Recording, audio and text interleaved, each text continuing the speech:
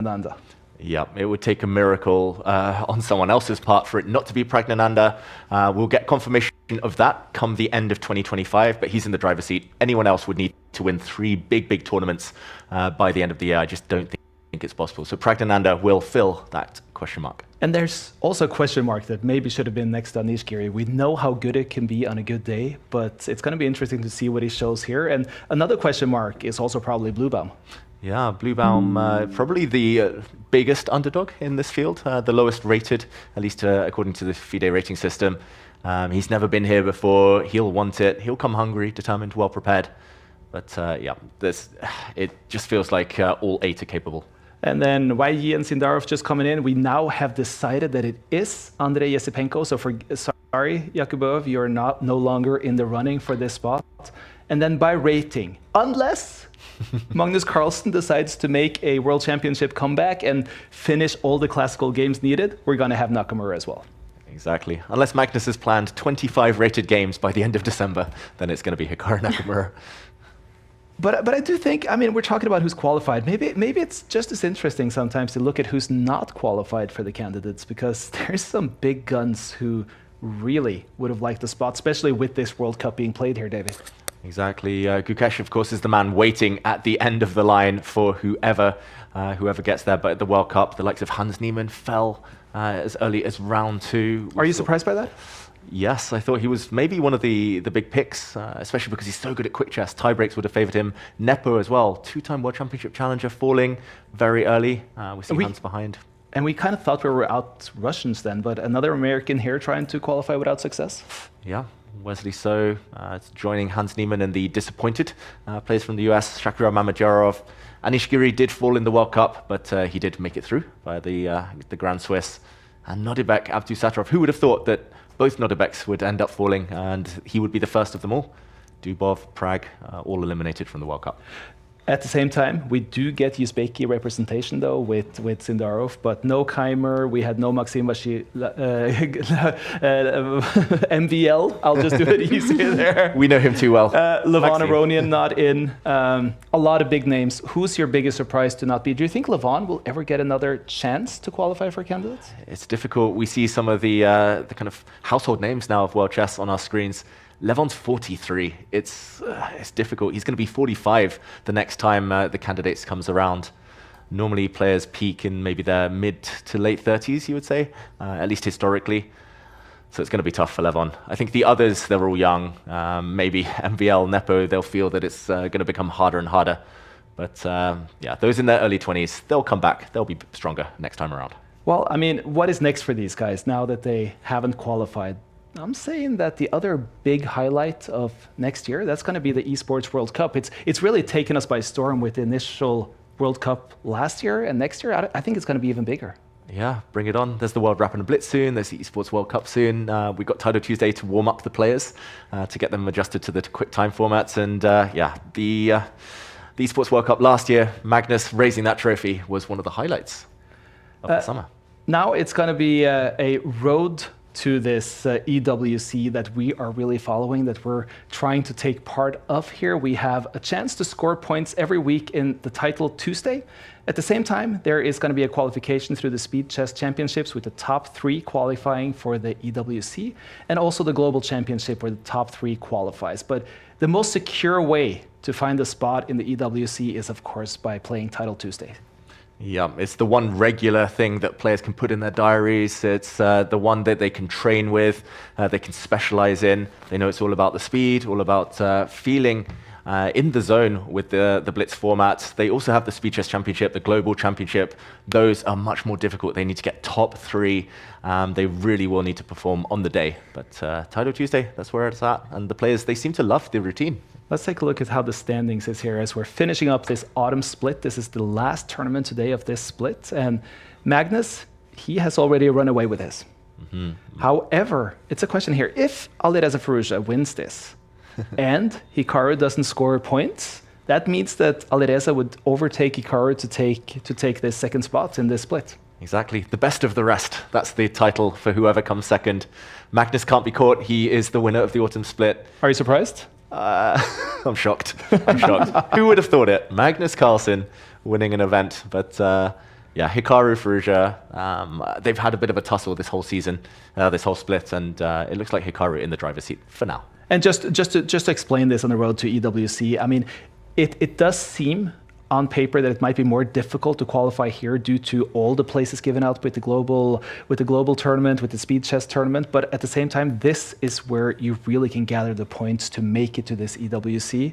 And yeah, it's interesting how the splits actually work here, because this was the first one out of 3 splits. We have one that now stretches from September through November. Then we're going to have a split in December through February, and then March until May. 13 Title Tuesdays for each split. And then winner each Tuesday gets 10 points. But then there's also a winner of the actual splits, which we saw now that Magnus is taken away. Yeah, what do you think Magnus is going to do with the $5,000? Life-changing money for him. Somehow, I think that $5,000 may not be his main incentive. What do you think, Solveig? Do you think that is what is driving Magnus here? Yeah, I definitely think he needs $5,000, yeah. But it's interesting, though. At the same time, you see him compete week in and week out. And the ability to compete, to hone your game, that shouldn't be underestimated. Exactly, and it is kind of a tried and trusted battleground. You face the best in the world, you get to try new openings out, you get to kind of keep your mind sharp. Not everyone can just kind of watch a chess game and learn and kind of hone themselves from that. So yeah, Magnus does it, and I think that's shown the new generation it's a good method. And yeah, over the 13 weeks, Magnus has deserved it, but so many other names should be fighting because he's already qualified, he's made it, so they're battling for those positions just behind him. It's been a wonderful split, though. We've had a lot of big moments. Maybe take a look at some of the best moments from split 1. Let's do it.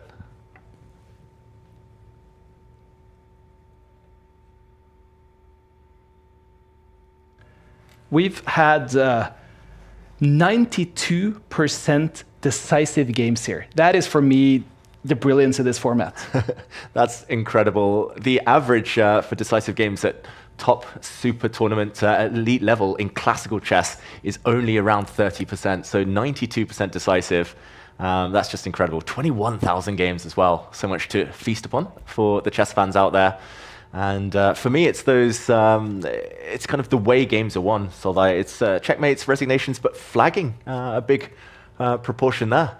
Flagging is a well-known way to win games. 23%, I reckon, out of the total games here of 21,000 or 21,000, 4,923. How do you like flagging? Do you think it's a good part of the game? As a commentator, yes. As a player, if I'm on the wrong side of it, I don't know. I get a bit tilted, I get triggered easily, but it depends. Some players, they run out of time from a losing position, it's fair. Some players, they actively try and use it as a weapon despite what's happening on the board. Then it's that's a bit more dubious, maybe. but I mean, you're a bit of a chess purist, Solveig. You like the aesthetics of the game of chess. I do. Do you like players trying to utilize the time to take care of their opponent? Well, I guess if you care about the points and you're fast, I guess there's nothing wrong with it. But yeah, I think maybe I like the beauty aspect a bit more than just trying to play fast and flag your opponent too. Well, I must admit, I do fall into that trap of the competitive games, and I'm probably more of a I like the standings, I like the table, I like the glory that comes with it here. How about you, David? You're just saying you're a dirty flagger, basically. If I had the skill, I think that is where I probably would have ended up. But it's a format that has really appealed, and I think I mean, my take from the players as well. Ever since the EWC, where they introduced this to a lot of the players, they love it. Yeah, they really do, and it's kind of old school. Back in the 20th century, when everything was on these analog clocks, there was no way to add increments. So the players, they were used to that, and it happened in classical games. Now it's kind of a throwback, but also it's becoming more of a sport, it feels like. So yeah, they've embraced it, the top players. They don't accuse each other anymore about the flagging, and they just know it's a natural part of the game. Well, we're also going to welcome viewers from TV2 Norway now. We're going to build up towards what is going to be the final Title Tuesday of split number 1, the first out of 3. So let's do this with taking a look of some of the highlights that we've been through here at the Title Tuesday.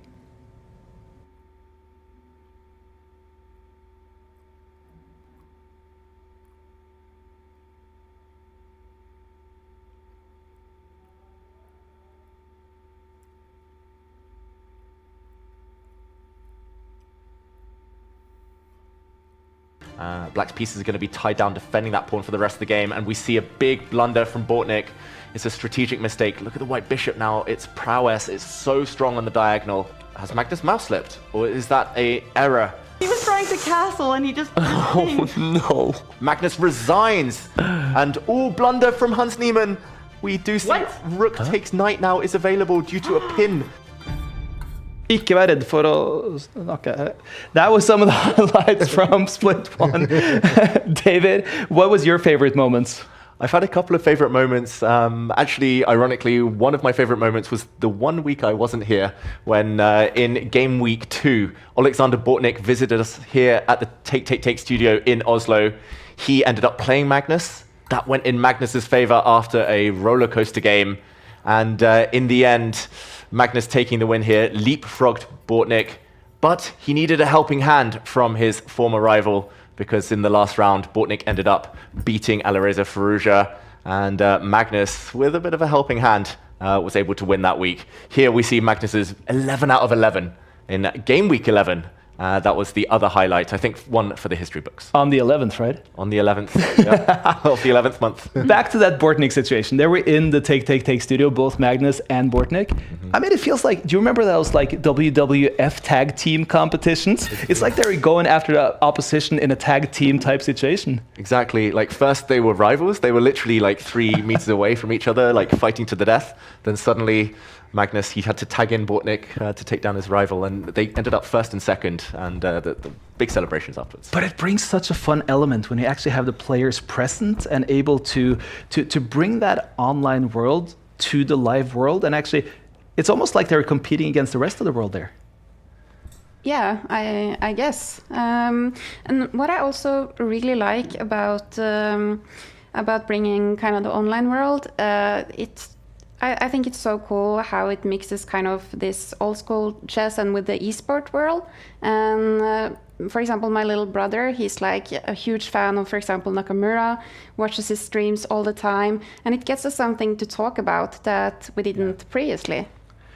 And we're going to have more to talk about today as well, because we're only, I'm looking now, close to 12 minutes from starting what is going to be the last game week of this split, game week 13. Let's take a little look here. We see that we have Nepo, who is on, Dura is here. We have Arjan Tari, who's in our studio. We have a candidate, Bluebaum, is on. I'm hoping, beyond hope, there's Hikaru, by the way, showing up. I'm hoping that we might have one of the guys who's playing in the World Cup tomorrow who wants to use this as a bit of a play-in towards that tiebreaker. Maybe we have a celebratory Yesipenko. Do you think any of those are going to show up? Yeah, it's possible. I would love to see Yesipenko show up, although in an interview after winning the match today, he said he was going to celebrate by getting drunk.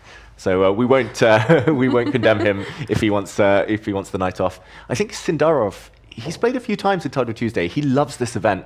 It would make sense for him to play to get some practice against top-level opposition. It is evening in India. The games aren't until tomorrow afternoon for him, so it's possible, although unlikely maybe. Vasher Lagrave just logging on here as well. Arjan Tari is going to be playing, as I said, from our studio. We're going to be talking to him. What do you think about his chances today? I think he's got an outside chance. He's come top 3 before. I'm not sure if he's won the event, but yeah, I think he would need things to go in his favor. Maybe the likes of Hikaru not quite to be at their best, but Arian can beat anyone on his day. And nice to see Ginger GM just at the bottom there. My countryman, go England. He was also working for Take quite often and doing interviews for them. As we know, he's probably playing from Britain, do you think? Yes. We have Arjan, who's playing here from Oslo. Let's take a look at the map to see where some of the players are actually sitting right now. Bortnik, who is in North America. We have Tang, Hikaru, Niemann. We have South America with Martinez and Terry. Firouzja, who's in France, probably together with MVL, we just saw. Anna Kramling, who is, well, she actually looks from that map like she was in Finland, but I do believe she is in Sweden. We have a dream that some of these guys at the very right here, who's now obviously located at the World Cup, is going to show up. Come on, Wei Yi. Do it. Join us. We also see Magnus not in Europe. Magnus, I think his location is a little randomly placed, because we know he's by a place with a pool. We know he's on vacation. We know he's getting ready for his next assignments, and we know he's going to play today. But right now he's being placed. I don't know if that is a little bit of guesswork or if someone has an idea of his location, but I do know that we're going to be following Magnus' games extra closely and see if it's possible to combine a good vacation with a good game of chess. What do you think? Exactly. For the viewers at home, send in your best guess. Where is Magnus? Probably by the sea. Where's he going to be playing from? A hot tub? Or more importantly, how is that going to affect his opening move? Because we have a poll. What shall Magnus Carlsen play? Can you tell us a little bit about these openings? Yeah, so often, every week we give Magnus a choice. We give our viewers a choice as well. You have to vote for his first move when he has the white pieces. He can play this at any time from round 1 to round 11. This week, the viewers have been a bit kind. The Reti opening, it's just one of the best moves on the board. Solveig, we were talking beforehand about how the other moves would have been far less generous on Magnus. Yeah, like f3 or knight h3 would maybe not be the best, but I guess he could possibly be able to win either way, don't you think? Yeah, he would want to get those out of the way early in round 1 yeah. against the lower rated opposition. Let's take a little bit of a look again and see who's logged on now as we're 8.5 minutes away from starting. Hikaru, as we see, is on. He needs that couple of points just to ensure that he takes the second place here. Because we do have some people chasing from behind. I don't see Alireza here yet. Some people, we're still awaiting Magnus. Let's hope that he makes it to the start here. But any names that we may not expect that we should look out for on the top page here? Yeah, I would say Vincent Keimer. It's surprising to see him quite far down because he's currently the world number 4 in the classical rating list. I guess this just means his blitz rating not as high as we might expect. Alexander Grishuk as well, one of the elder statesmen, I'm going to say, of elite chess. He's joined us. Sam Sevian has had a great run at the World Cup, eventually fell just before the quarterfinals, but I would say he's maybe a bit of a dark horse for the event. But nice to see a lot of Polish players because Poland have been doing extremely well throughout Split 1 of Title Tuesday. And as we see in about the middle of the page here, we have Arian Tari, who's now located in our streaming booth here at the Take studios. He's getting ready to play. And Arian Tari, the player who will represent from Take studios today. My name is Arian Tari. I'm 26 years old, Norwegian chess grandmaster. I've been around in the chess world for many years. So Magnus is 9 years older than me. So I started playing chess from the age of 5. Magnus was 14 at the time, already a strong grandmaster. So naturally, growing up, Magnus was always an idol for me. When I was growing up, he was already basically number 1 in the world. So it was kind of weird, growing up in small Norway, having the best player in the world. We got much closer, I would say, the last 3-4 years. We went to LA together, we went to Toronto together. Good friends with Eric and Aman Hambleton. I have quite a bit of experience as a second. I worked for Anish Giri, that was in 2021, 2022. And I also worked for Fabiana Caruana this year. It's less pressure than playing, that's what I like. It's also nice for my own chess to be able to work with two legends and two top players. It's you learn a lot to just get to discuss chess with them and know how they're thinking and how their approach is. It was definitely a great experience for me. Yeah, playing Title Tuesday. I mean, just try to play as good as possible. I hope to finish. Top 20 would be nice. Beat some strong GMs. What do you expect from Arian today? Top 20? Do you? I mean, is that where he should be aiming? I think so. I think top 20 is realistic. I think if he's in form, he looks happy at the moment. We were hanging out earlier today. He looks in a good spirits. I'm going to stick my neck out and say he's going to come top 10. He's going to have a great week. I like that because as you see here right now, top 20 is where he kind of should be based on that list. But look at the one on top. We have a guy showing up on vacation here, Magnus. Yeah, leaving it till last minute as always. Sometimes he turns up with 30 seconds to spare. Nice to see him at least give us confirmation with 5 minutes to go. For those who don't know Arian Tari so well, what would you consider his main strengths when he's playing? Yeah, he's quite a dynamic player. I think his instincts are quite pragmatic. He wants to keep it quite safe, quite risk-free if he can. But if you poke the bear, if you go at him, he'll fight you back, and he'll fight harder. So yeah, I've had many blitz games with him over time. He's very, very naturally talented. And he's been working a lot with Fabiano Caron lately as well. And how does that help to actually work closely with the very top GMs? Yeah, I guess it can't hurt, especially someone like Fabiano, who's so calculation-based, maybe something that Arian's maybe been lacking a bit more over his career. Arian doesn't play as much as he used to, but I mean, he must have learned from that. And yeah, it's just an honor. I think Arian's openings, they're another level now since working with Fabi. I'm curious how that works out when it comes to the player ratings, because you have a couple of player ratings ready for us today as well. That's right. I've chosen 3 players, just like every week, that I'm looking forward to watching this time around. And let's jump in with those player cards. We start with Hikaru. I've actually adjusted this card since the split began all those weeks ago, and I've given him 96 overall. That's because he's been on fire lately. Last week, he nearly got 11 out of 11. He was half a point shy there, nearly perfect. He won another Title Tuesday earlier in the split, and he's looking good. Next up, I've gone for Alireza Firouzja. I hope he joins us. He's currently in 3rd place on the overall standings. He's gone down a bit in the ratings that I've given, just because he's been a bit more inconsistent, hasn't joined us for a few weeks, and his last 1 or 2 performances have been a bit up and down, but still great overall. And last but not least, of course, Arian at 82, can beat anyone on his day, still a very high score, super strong Grandmaster, but maybe not quite in the league of Hikaru. If I play FIFA, I like an 82 card. Exactly. That's the ones who could really surprise you. Exactly. Room for improvement, but all like steady baseline there. I'm looking forward to seeing this. Let's kick off Game Week 3.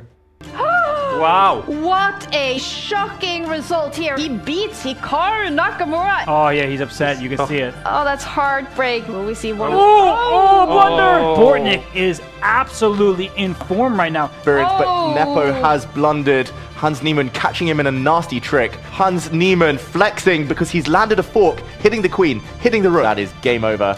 The black clock goes red. Suddenly Fabiano head and hands. He knows he's blundered. The black king. Oh, the white knight drops even, and there we go. And Fabiano wins with 1 piece remaining. The bishop. Oh my god. Oh, bro. Rook takes pawn. Rook takes pawn, wins the game because there's a knight fork. A little bit too weak. 1 piece remaining. The bishop. Oh my god. Oh, bro. Rook takes pawn. Rook takes pawn, wins the game because there's a knight. Arjun Erigaisi, Artemiev, Sevian Zhong. This is gonna be fun. Yeah, all the top dogs joining last minute. I don't have any predictions. Magnus, Hikaru, it tends to be them, but so many players capable.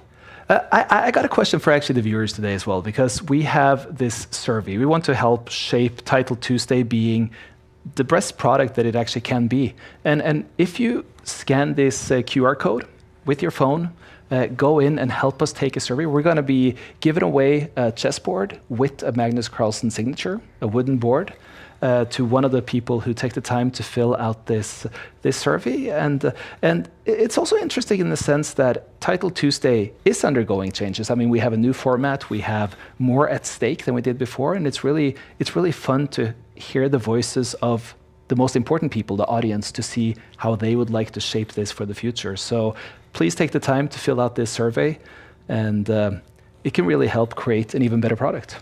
Exactly. Everyone at home, this is your chance to have a say, to change the chess world for the better, to help us improve. And what a prize that is. Minimal effort. Survey won't take too long, but the prize, signed chessboard. Not everyone has one of those.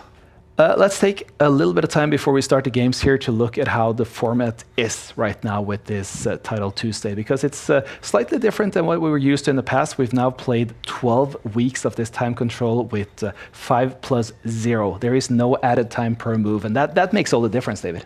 Exactly. The old Title Tuesday format used to have that 1 second increment. You used to see games going on forever and ever and ever. But here it's just a fight to the death. You know you need to get the job done on the board before it's too late. And 11 of those rounds with minimal breaks. It's fast, it's very furious.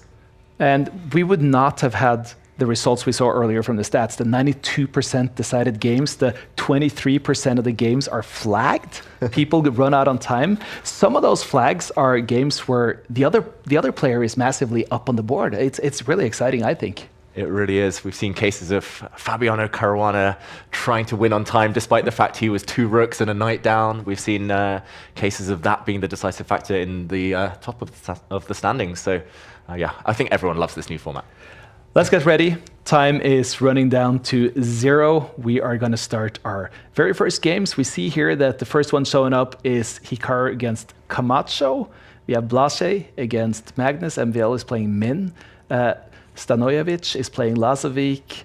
A lot of good names here, but we can't see, we don't see that typical hurdle right away. But Blase, that's a first pull for Magnus here, a pull.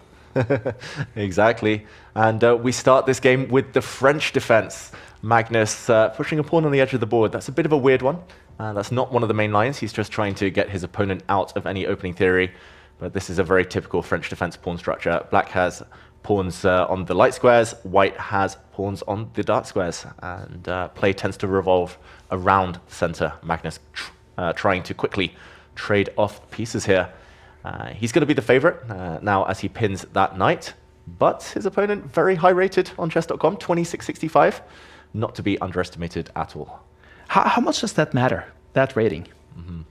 Yeah, I always get a bit scared if my opponent's rating's higher than mine. Of course, not many people have a higher rating than Magnus, but it's definitely a sign that you should show your opponent respect, that they have beaten strong players. A candidate master, a CM, is a good title.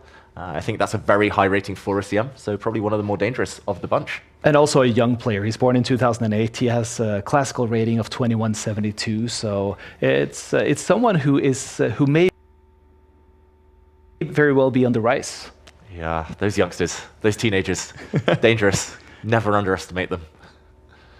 He's still using time in the beginning. We see Magnus already more than half a minute up on the time. Yeah, up on time, but maybe playing a bit carelessly. This pawn push, really ambitious. He's aiming to push further down just to kick away the white knights. That has been prevented. And now Magnus's pawn structure really, really weak. The black king is never going to go to this side of the board. Or at least if it does, then it probably will regret doing so. I think white's doing well here because here, Blase, he has my favorite pawn structure, the Connect 4. And super strong as we see him appear on the camera. Great opening for him. Magnus needs to be a bit creative to fight back. How nervous would you be, Solveig, if you were playing a title Tuesday and the first draw was against Magnus Carlsen? I don't think I would be nervous because I would have nothing to lose. That's a good sentiment. It's like when you play a much stronger player, you can just relax because you know you're going to lose anyway. And if by any magic chance you're going to win, everyone's going to be super surprised. And now it's not looking too good because now he's a minute behind on the clock, but he's also behind on the board here. Yeah, his last few moves have been a bit weird, I'm going to say. I don't want to condemn them. There's nothing concretely wrong, but he's wasted so much time with his knight, which it started on this side of the board, went round and round and round, and he's moved that same piece 5 times already. So this early in the game, 5 times in 16 moves. On a journey. Yeah, it's on a bit of a journey. I'm not sure the knight's even very well placed here. It's not jumping forward anytime soon.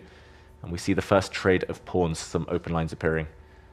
What do we think? Is it nice with like that open file towards the enemy king, or is that you don't care about that in this position?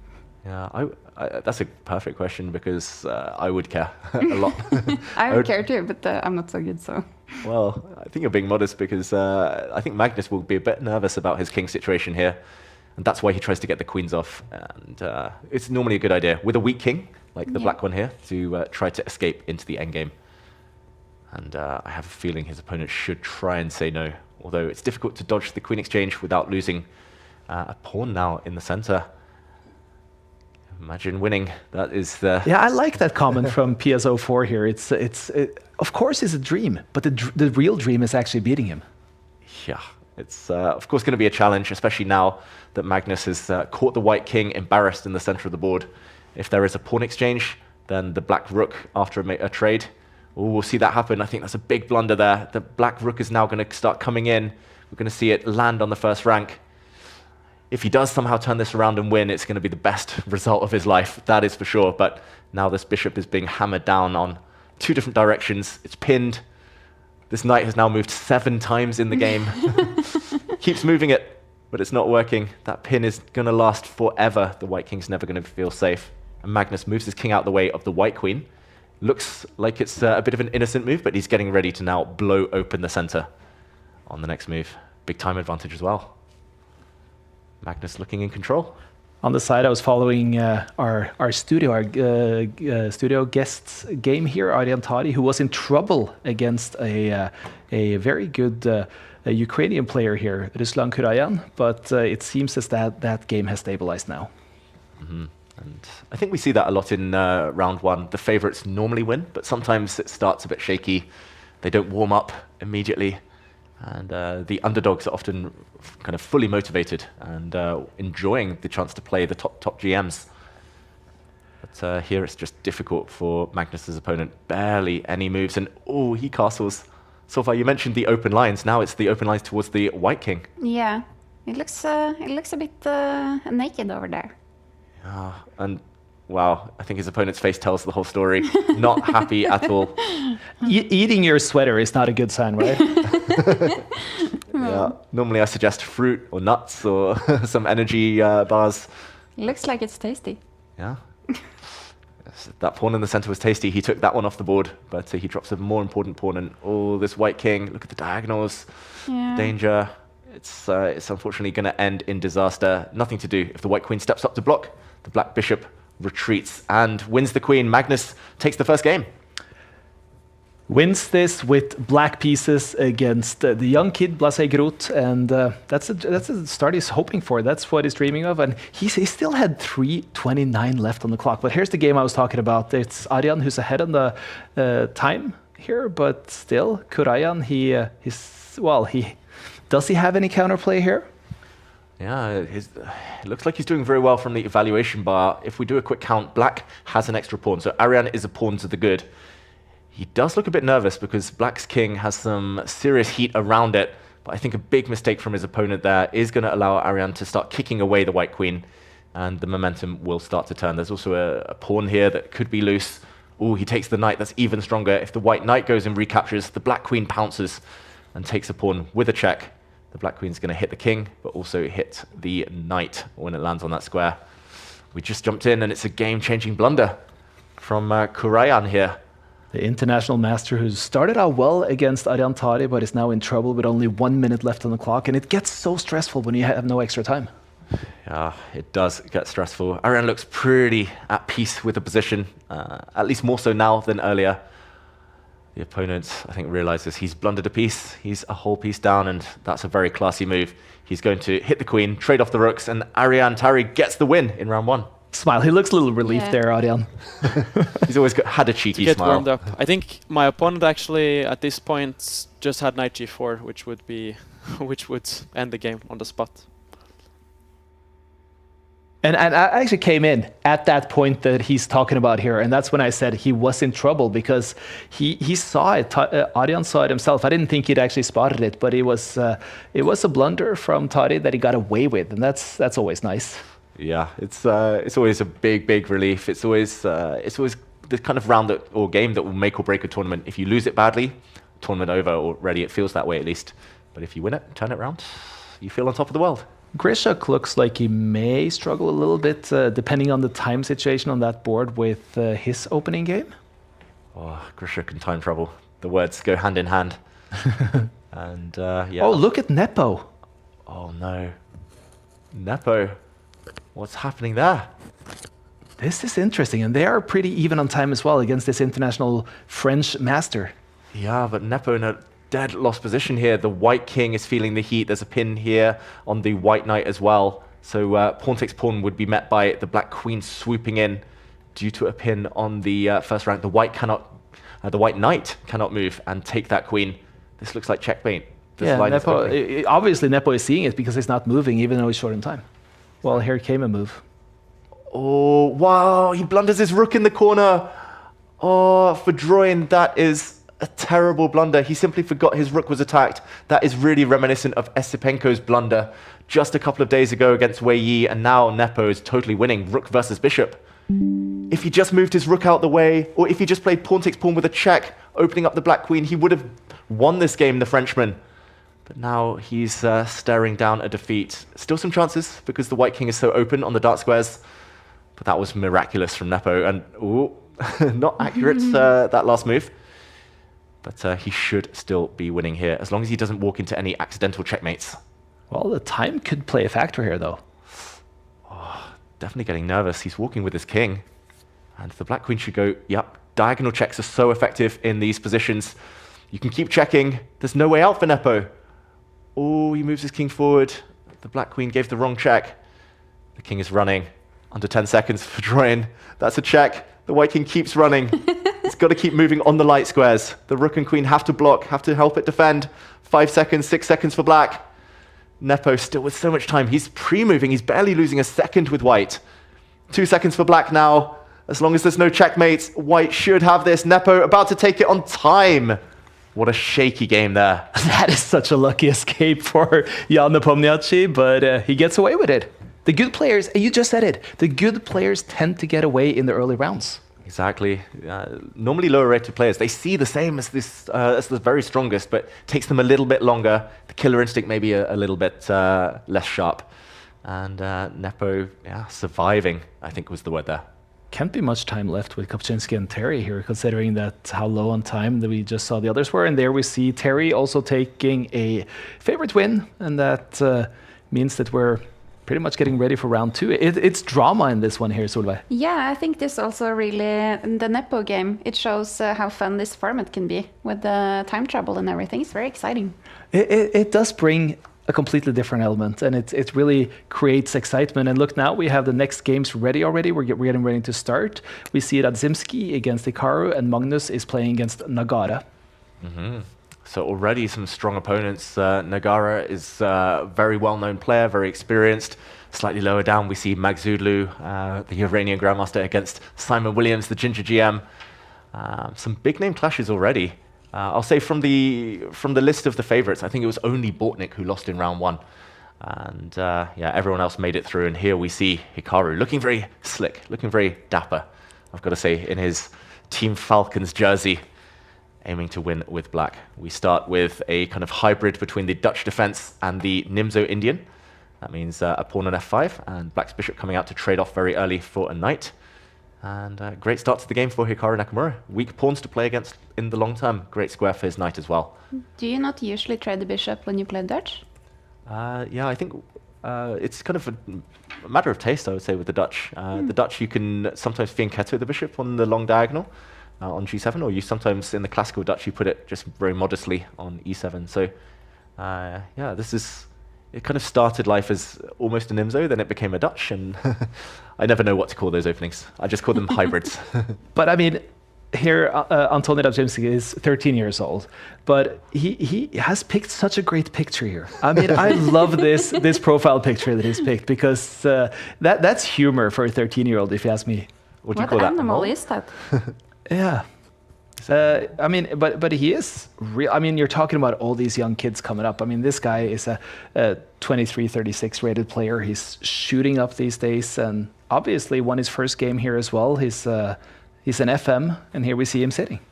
Yeah, I mean, when I was 13, I would have loved the opportunity to play the world number 2, and that's why this tournament is so fantastic. Well, this last move is a strategic mistake. Hikaru is now going to take back towards the center. In general, if you can, you take towards the center because it opens up a line for the black rook. That is a very weak, isolated pawn as well at the edge of the board. Maybe it can be captured now. If not, then Hikaru, the type of move he might play, I was going to say push the pawn or move the knight. He wants to control this square, making sure that there's no way to ever kick away this bishop. So a big, big positional advantage now for Hikaru Nakamura. White has a really bad bishop of his own blocked in. And that's why he's putting pawns on light squares. This is what we call the stonewall structure, when the pawns all sit on light squares and stop white from breaking out. Yeah, the young Pole looks like he has a last stand kind of position here. Yeah, already. Not even material down, but it's a lot of suffering ahead. And Hikaru, I think he does this against the younger opponents. He tries to make it very slow, very strategic. He's saying, you will not attack my king. And eventually the youngsters struggle to keep up with the high accuracy decisions that he makes. I think it's interesting what you mentioned there, because I think very often games are evaluated based on eval bars and the very objectively best moves, but that to be dynamic like you're talking about here and playing your opponent, it's an undervalued aspect of chess. Yeah, definitely. And I think you have to obtain a certain level of mastery before you can start tailoring your own game, changing your own style according to the opponent. But it's so effective. It's like a cheat code, knowing exactly what your opponent's weaknesses are, so you can play into that. The last couple of moves, I'm very surprised Hikaru's put his queen on this side, because it's not really doing much there. Queen should be behind the rooks, just kind of supporting the charge, supporting the push. And White's bishop has suddenly got a lot better. What do we predict here? Could there be an upset? Hikaru did lose to a 15-year-old earlier in Title Tuesday this split. Could it be a 13-year-old who takes him down, an FM? That would be the biggest result of his career. But isn't this also where you see a lot of the talents show what they're made of for the future as well? I mean, those who are able to stand in these kind of situations have the potential to become truly great. Yeah, definitely. The first time I heard of Denis Lazovic was in Tidal Tuesday, and now he's kind of the king of speed chess. I remember playing Prague when he was like 12, 13 years old in tournaments like this. It's definitely the crucible where they train themselves. But this game, very slow, I'm going to say. Watch out for some knight forks, but nope, the black queen covers all the squares. Hikaru's got everything covered, but his opponent's trying to attack. You can tell the youngster focused on the black king. The knight and bishop lurking nearby. Bishop takes knight is a bit of a threat now. Hikaru moves the knight out the way. What was your rating when you turned 13? Oof. On chess.com, it wasn't 28.52 like Radzimski's. I think I was just off the international master title, so I was also an FM at 13. But yeah, long way ahead, of course. And okay, Hikaru wins a pawn, but now his knight is kicked backwards. Oh, I don't know. It does feel like Hikaru's not quite finding the killer instinct. Our viewers as well telling us what they were up to when they were 13. I was playing Pokemon, if that helps give a clue to my age. What were you guys doing at the age of 13? Riding horses. Wow. Yeah. That's a good life skill. I was mostly playing football. Fair Day enough. in and day out. Do you still ride horses? No, I'm retired. So I thought I needed to find a game that I can bring into the elderly home. So that's why I started with chess, I guess. But now you're riding chessable courses, though. Yeah. Talking of riding horses, by the way, that horse won a rook. But, horses for courses. Let's go back to the chessable courses. Hikaru now with a winning advantage. You already have a chessable course out now already, Solveig. Yeah, that's right. What is that about? It's called Breaking 1000. So it's for chess novices and beginners who want to break 1000 online rating. So it's come for beginners. I love that. I love that you have those kind of courses as well, because the majority of chess players will fall into that category. Yeah, and I guess also a lot of the beginner content is often written for children. And also what I felt like when I started with chess, I'm kind of new, I started 2022. Then I sort of felt like all the chess material out there was written for someone who was more knowledgeable than me. Yeah. So there was a lot of the books and resources I didn't understand. So it can be a bit hard when you come in at an older age and don't know the game. So I guess it's a new market for the adult beginners, I guess, with the chess boom and everything. Have you always had that kind of passion to share the knowledge, to share your experiences learning and kind of navigating the chess community, the chess improvement scene? Well, I think in general I really love learning and knowledge sharing because I do work in academia, and studied a bit pedagogics, and that's kind of my day job.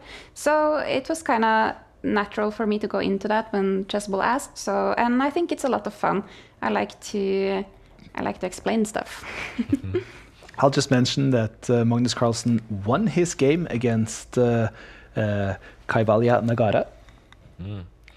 Magnus taking a win against a very strong opponent. Hikaru looks like he's about to take the win as well. Checkmate in 1 is threatened if he gets one more move. We see mate in 7 pop up on the evaluation bar. It's hard to prevent that. The White King's going to have to walk forward, but that is not going to be a healthy journey. There's another diagonal check, and probably he can do this in a few ways. The rook steps back. Checkmate again threatened. King of the hill, we call it, when the White King tries to reach the center of the board, but it's not going to make it any further. This is the end, and Hikaru takes the win. Very good. And I see that Arjan Tari is up against the German FM Henning Holinka. He has a good position. He's up on the clock as well. We've had Magnus winning. We've had Lasovic winning, we had Minle winning. Here we have Arjan. And jumping in, we're in the endgame now, but a quick count shows that Arian has a extra rook for a knight. Pawns are level, but he also has 3 very strong pawns that could start marching forward a bit later in the game. He's doing the right thing. Normally when you're at the exchange ahead, a rook for a minor piece, it's a good idea to trade off 1 set of rooks. The knights alone for black will not be able to cause any damage. Just to let our viewers know, Holinka is not quite the age of his picture right now. He's turned 23 this German. He's looking good. I want to know his training regime to look that young at the age of 23. Should we listen to what Arjan has to say for a second? Let's do it. It's hopeless. Hopeless. It's not a good start, Arjan. Hopeless was the key word. And his opponent is letting the clock run down. Yeah. Arian takes the win. We get the win. This was a better game than the first game, at least. And that summarizes it. Arjan Tar is saying it's a better game than what was the first one, and he takes then a convincing win. He starts with 2 out of 2. We have Hikaru with 2 out of 2. We have Magnus with 2 out of 2. Let's take a look at our standings here. We also, I mean, now we're starting to see some good names who are pulling quite a bit ahead. I mean, we think about this. We only see the top players usually. We think about 2 out of 2 being, well, it's normal for the top players, but already we've narrowed the field so much of those with a perfect score. So this is when we can get the more exciting matchups for the round 3. Exactly. It's a bit like those knockout tournaments, the World Cup, where after every round the field halves, and it's the same on 100%. Every round it's like half, then half, then half, and after a while it's only 3 or 4 names. But for now, most of the favourites doing the job. I'm gutted. Simon Williams, Ginger GM, losing. But Magzulu is very strong. I think the highest rated player to lose on this page was Jeffrey Zhong, and that's all the way down near the bottom there, just down there somewhere. But Sam Sevian also had to give up half a point here. Oh yeah, that's true. Half a point might not sound Oh, like and much. look at Kamer. Kamer losing to Matthias. This is actually, the biggest 3 results is actually at the very bottom of the page here.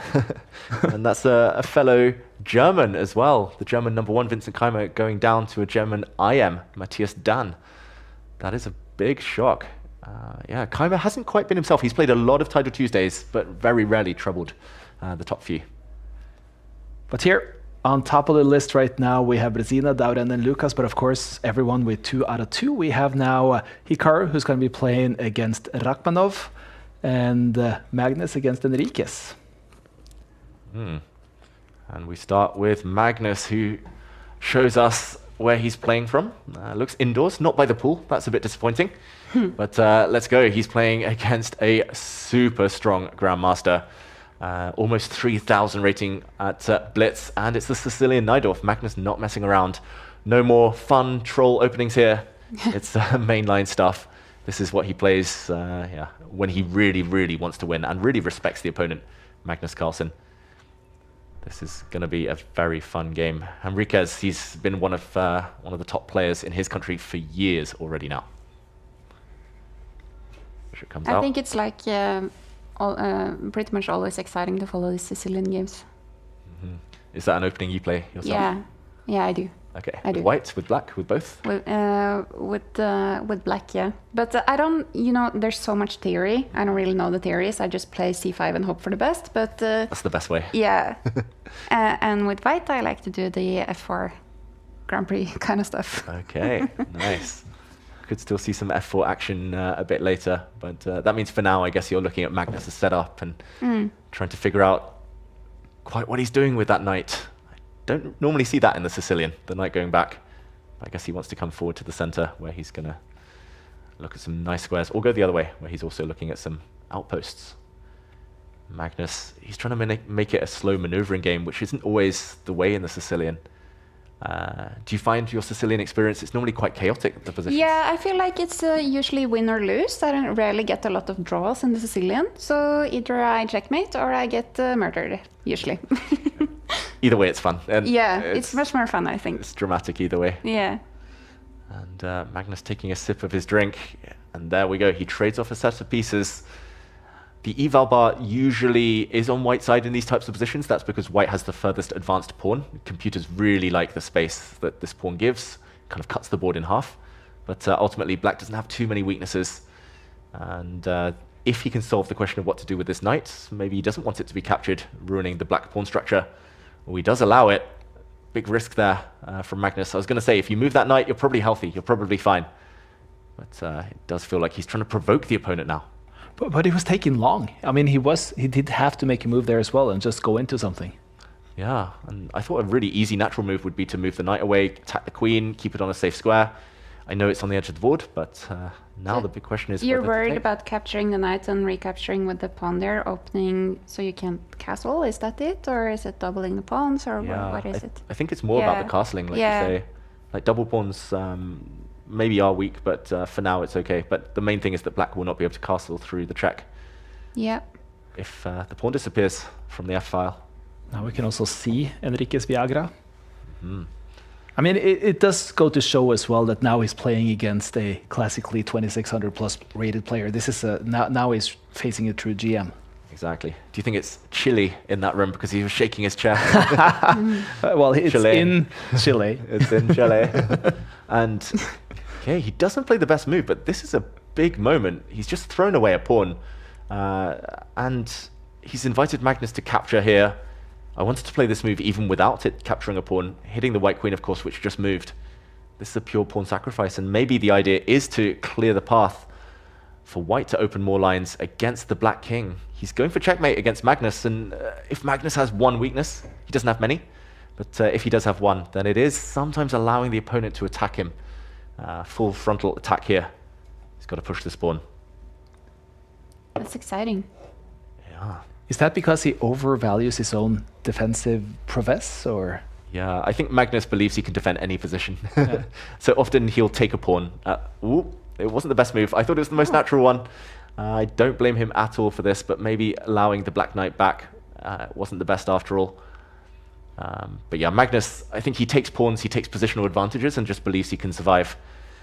And usually he does, but occasionally a good attacker can get him. Queen takes pawn now would be met by the black bishop running out the way and taking white's pawn on this side of the board. So we could see a trade, or we could see the white queen move. He needs to keep the queens on the board. That's the main thing, though, if he wants to attack Magnus and win this game.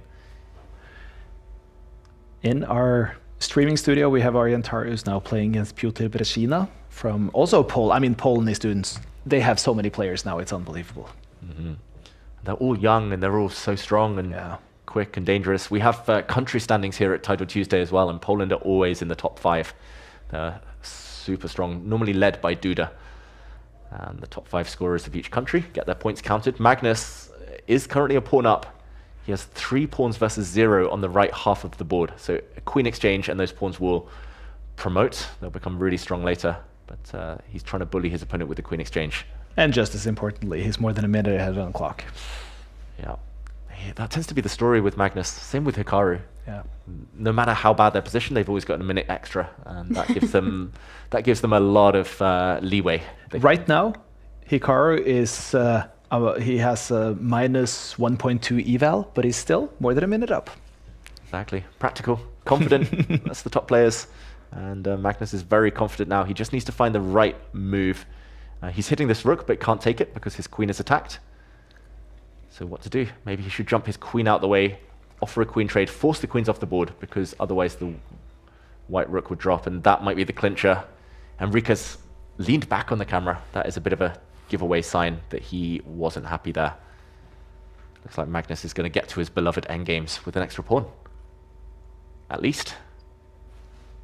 1 minute. He's just been too slow. Enrique's Villagra here. What to do? Would you rather die on your sword, fighting with queens on the board, or in a slow endgame? That's the question I think he was facing. Enriquez looks like he's choosing neither. Yeah. He's just sitting back and saying, I had him. But he was slightly better. He was never more. Now Magnus is just happily trading off pieces. Looks quite relaxed here, Magnus. Yep. And he's done the hard work. And there we go. 2 minutes up on the clock. Extra material on the board. He takes the win. And we now have a battle for best glasses of the split. Best glasses, and probably the bedroom that I think we're the most familiar with in the chess scene, because I feel like I know this trophy set from Lazovic so well after seeing him from he was 13 years old playing all the way up with all these types of tournaments. Exactly. Every year there's more trophies, more medals for Denis Lazovic. In the meantime... But look at these wonderful glasses, though. I mean, this guy must have known he was going to be on TV. I love them. That's style points right there. You said you love the aesthetics as well. Like, what do you think of the painting behind him? That looks You classy. know, the composition is just flawless. It's a painting, it's the glasses, it's the tapestry, it's everything. It's just all coming together. Love the setup. Now he just needs the attack to come together. This is so scary for Denis Lazovic. Rook staring down his king, rook staring down the line nearby, and not just that, but the queen and bishop battery. The battery, yeah. Oh dear. The black knight is defending that square, so there's no checkmates. And apparently a mistake, but that's a very natural move. Setting up a sacrifice supported by the queen now. That could be game ending. Denis Lazovic, if you showed me this position without the evaluation bar, I would say he's in trouble, but this is the key move. Jumping forward, that's a fork, hitting the queen and the rook. And when the bishop captures, oh, there we go, it's a trade. And the white bishop that was on this beautiful diagonal, the fact that it's disappeared means the attack will likely run out of steam now. The bishop, oh, so safe. Denis Lazovic, talking of great defenders, he is a great, great player. Look at the frustration here from Lord Kipanitsa. It's he knew that he had his chance and he knew he slipped away. That was great pronunciation, by the way, of his name. I was you. not brave enough to try. You nailed it. It's also a bit annoying, like when you maybe have the chance to sacrifice your rook and you don't get it. That's a bit of a bummer. Yeah, it's like you smell glory, you smell victory, and then it drifts away. And the eval bar on black side, because he is a pawn up, Denis Lazovic. Although now white's creating a very strong pawn. Okay, blockaded, and that could be the beginning of the end. You can see also the chats are commenting the glasses. Exactly. Crazy in a good way, I hope. It's been a really swinging game with Hikaru and his opponent on table 1. He plays against Alexander Rachmanov, and it's been flying everywhere. I think the main difference there is that it's 22nd in favor of Nakamura in that game. Yeah, these top players, it's always 10 seconds, 20 seconds up in their pocket, saving it for later. Denis Lazovic is soon going to win this game, partly because he's the one on the attack now, partly because he's got the extra pawn. Can we check this game out now, or is it still exciting? Oh, it's going to be. Oh, I think it's exciting on the clock. On the board, Okay, less so. let's keep it here. This is. I mean, the glasses deserve to have a proper finish. The moment in the sun, although Hikaru is in big, big danger. Or do we jump or not? He is. Oh, he's. I was going to say back in the game with white, but not anymore. 2 pawns down. Hikaru won, by the way. He won eventually on a checkmate.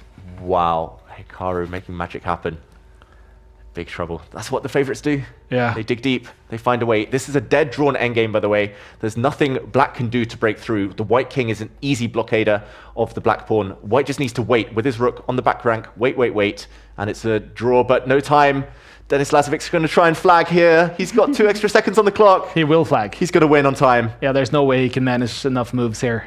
1 second. Can he hold on? Nope. A couple of checks, and there we go. Denis Lazovic takes the win. And it's part of the game. This is how this actually works, and utter frustration here. Yeah, that was We heard a sigh large sigh. from.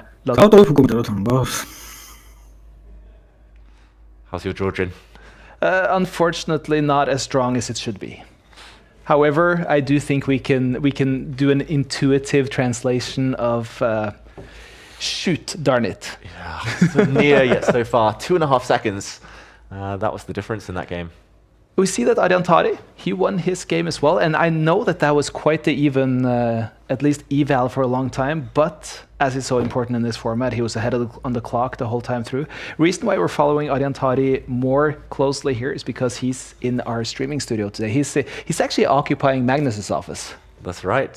He's in the famous 2882 room, Ariantari, named in honor of Magnus's peak rating. Ooh, look at this matchup. It's all American. Oh, all American. And Oparin is the chief second. He actually works with Ariantari a lot, but he's the chief second of Fabiano Caruana. So a bit of a kind of precursor, a bit of a taste in advance of the candidates tournament, maybe, on the line. And we start with the English opening. White's pawn came forward by transposition on the second move. And this is Actually, the line that Arian Tari used against me when he had black to knock me out of the 2017 World Cup. So I have trauma memories here. But the black pawn coming to step down the board, hitting this knight. This is the key idea. And Hikaru, he looks confused here. Yeah, I saw it. He did the thing with his eyes. Yeah, what's he looking at? This is a bit of an odd move. When I played Arian back in 2017, I was pushing my pawn just one square, keeping the pawn safe. And when the knight gets hit, the knight returns, and that's safe. But here, if the knight retreats, the pawn in the center will drop off the board. So Hikaru Nakamura, he's wondering, en passant or no en passant? It's not always forced, despite what people believe. Will he take that pawn, or will he push on and attack the knight? Okay, he's down on time for the first time this tournament so far. Yeah, he's looking like he's wondering about this move. Oh, I think he should have pushed his pawn. He gives a check instead. He was perhaps worried that the white pawn would step up and hit the black queen. But maybe that will happen now. So there we go. So the black queen isn't able to capture a pawn in the center. Do you ever watch any of Hikaru's streams, Solveig? I don't watch his streams so often, but I have analyzed a couple of his games. Okay. He has a really cool King's Indian game that I analyzed recently, and also another one where I think he offered his queen six times in a row or something. Have you seen that one? I think I know the game you mean. Yeah. Very cool. That's stuff. a really cool one. That made me a Hikaru fan. Yeah. That's the thing with Hikaru. He can attack, like sack all his pieces and win, but he can also just slowly grind down his opponents in the endgame. And talking of the endgame, the queens are off on this board.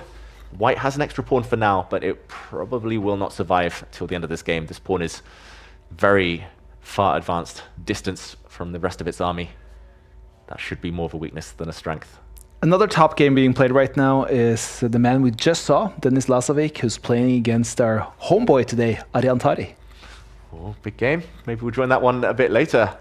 Let's see how Arian can do against one of the hottest speed players right now, Denis Lazovic. That is Lazovic playing with the white pieces there against Arian, and so far it's Arian evening out the game a little bit after Lazovic having a very strong start.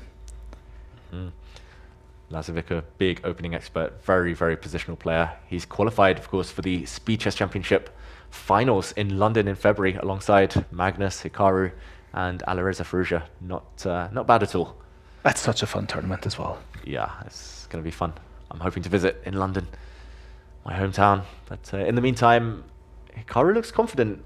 I'm not sure I would be as confident. He's still a pawn down, but he's creating threats. There was a threat to jump in with the black knight. That's why the white rook stepped up. And now how will Hikaru increase the pressure? If he's too slow, then white's pawn majority will start running forward. And that will not be good news, so Hikaru needs to be quick. You can guess the nationality of Magnus's opponent? Poland? Yeah, that is correct. He's Polish. He's playing against Kasper Jostowski. Okay. One of the highest scorers for Poland every week. That's not going to be easy at all for Magnus. Yeah, Poland. We've asked this before, but anyone watching this, go pester your favorite players from your country. Get them playing. We have country standings. We'll talk more about that in future. But yeah, I'm always trying to get the top English players playing, but they never bite. They never jump in. Poland has everyone. It's actually a lot of Norwegians playing today as well. I noticed Arian, I noticed Magnus. I see this Håvard Haug, yeah. who's now playing against Niemann. He's 3-for-3 to begin as well. It's I saw Axel, the young Stavanger kid, who's playing, and it was 2-for-2. No, it's actually either 3-for-3 or 2.5. Let's see. He is 2.5 playing against Sam Sevian. Wow. So that's a better Norwegian result than we're used to on the broad scale. Yeah, come on, Norway. Let's go. And Hikaru's calculating something. Takes. And the clock is running out. oh, huge blunder. Huge blunder. Hikaru's going to see this. This is easy stuff. This is a fork. Stepping forward with the pawn. And if that pawn does step forward, the white rook wants to take it. The pawn attacking, of course, the other rook and the knight. If the rook does take, then it's another fork. Hikaru misses it. King e8, d7. Is there again? King e7, c7. He's not seen it. He's not seen it, Hikaru Nakamura. He's still massively better. due to this check. I'm trusting my instinct that this works. Takes, bc6, king e8. It was a little bit of a delay there, but it was nice to just hear what he was talking about for a second. Shall we put him on for a little bit longer here? Let's do it. One. King d1, knight e6, rook a4. Rook. That does not sound like someone who sees everything right now. No. He feels it. He mentioned the word instinct. That's the top players. But then to work it out, to calculate. And I think he's stressed about the clock situation because... Which he should be. He should be, definitely. Oparin knows that Hikaru's biggest strength is speed. So, yeah, he needs to be accurate. And he was talking about this move. We heard him say king d1. Now we know why. The white king had to run away to this square to not get checked by the black knight. But here we go. Infiltration. The rook gets in. Second rank snacks on the cards here. The bishop and pawn hit. And Hikaru still in the driver's seat. He missed an immediate win and missed... just very strange to see Hikaru miss an immediate knockout blow. You think that's going to annoy him when he sees it later? Oh, that's true. In the game review, right? When we all, chess players, we look afterwards and we see we've made 3 blunders in a game and we check back and, heartbreaking. Speaking of knockout blows, it was quite a knockout blow for Magnus Carlsen against Drozdowski. He won easily, early and handily. Wow, Magnus looks like he's in top form. Holiday Magnus, enjoying life. And in the meantime, this rook in the center is hit. It either needs to swing across to attack the black bishop, or it needs to capture a pawn on the edge of the board. There are some checks against the white king. That's what he's calculating now. Oparin burning his time advantage. Looking at the games afterwards, Solveig, is that something you do immediately afterwards? Do you find it a good thing to learn about, or? Well, when I play seriously to actually try to get some serious games, I of course do that. I analyze it myself and I try to do it without the computer first, and then try to figure out where I went wrong, and then preferably with a stronger player, but if not, the computer. Yeah, that's but if I play like Blitz while watching TV, then I don't always analyze. Sometimes it's better not to not see the blunders immediately. And in the meantime, yeah, we see an exchange. Hikaru, for a moment, he kind of had his head on his hands. He was like, what have I missed? He might have realized he was totally winning earlier. But here we go, still winning. He's a pawn up.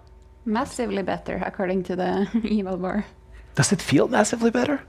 I think now, after this last move, that might be the clincher. He defends his powerful pawn on the edge of the board. That keeps the white rook paralyzed. The white rook is stuck, not doing anything now. It's going to be left as a pure defender, very passive, and now he's going to win a second pawn, so 2-pawn advantage, I think, at this level.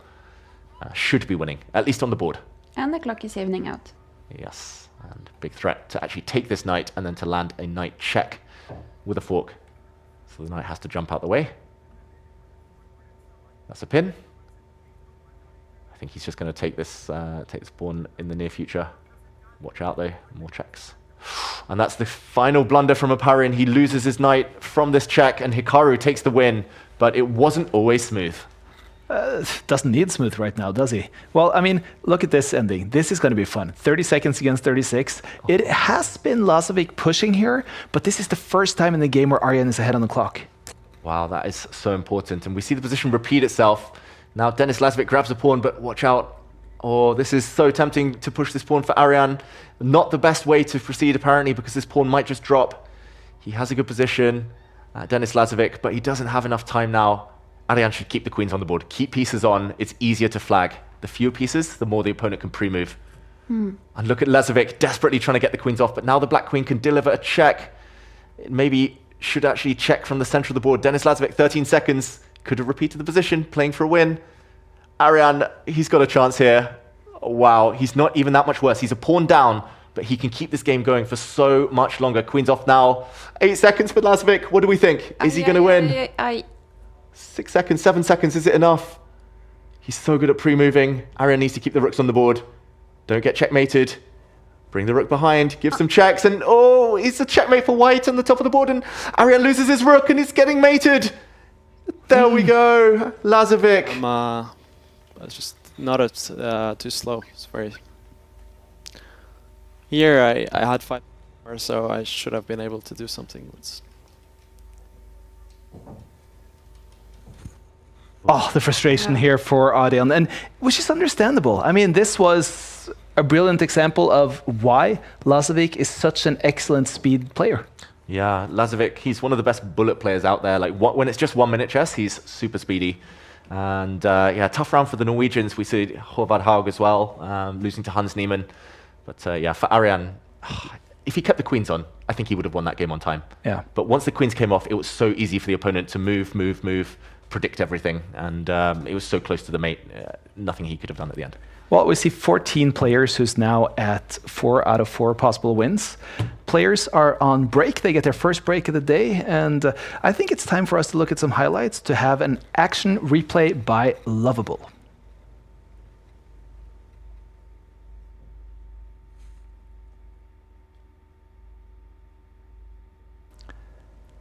We jump into a game from Magnus that we saw earlier against one of the top Grandmasters from Chile. And we started with a Sicilian Najdorf. Magnus maybe in a bit of trouble early on, but here he grabbed a pawn, he attacked the white queen, and unfortunately after this mistake from Henriquez Villagra, there was no way home. Magnus bringing the knight back, winning some pawns, now centralizing his queen first of all, later using that queen and knight to do the damage, took the win with black. He's looked on fire, Magnus Carlsen, and the other replay has to be this one with the best glasses of the round. Yeah, I mean, those glasses itself is worthy here, but that was today's action replay by our presenting partner, Lovable. And looking at the standings here right now, we're seeing Hikaru, we're seeing Magnus. That is not surprising. Lazovic, Niemann, Sarana. Which name stands out the most for you?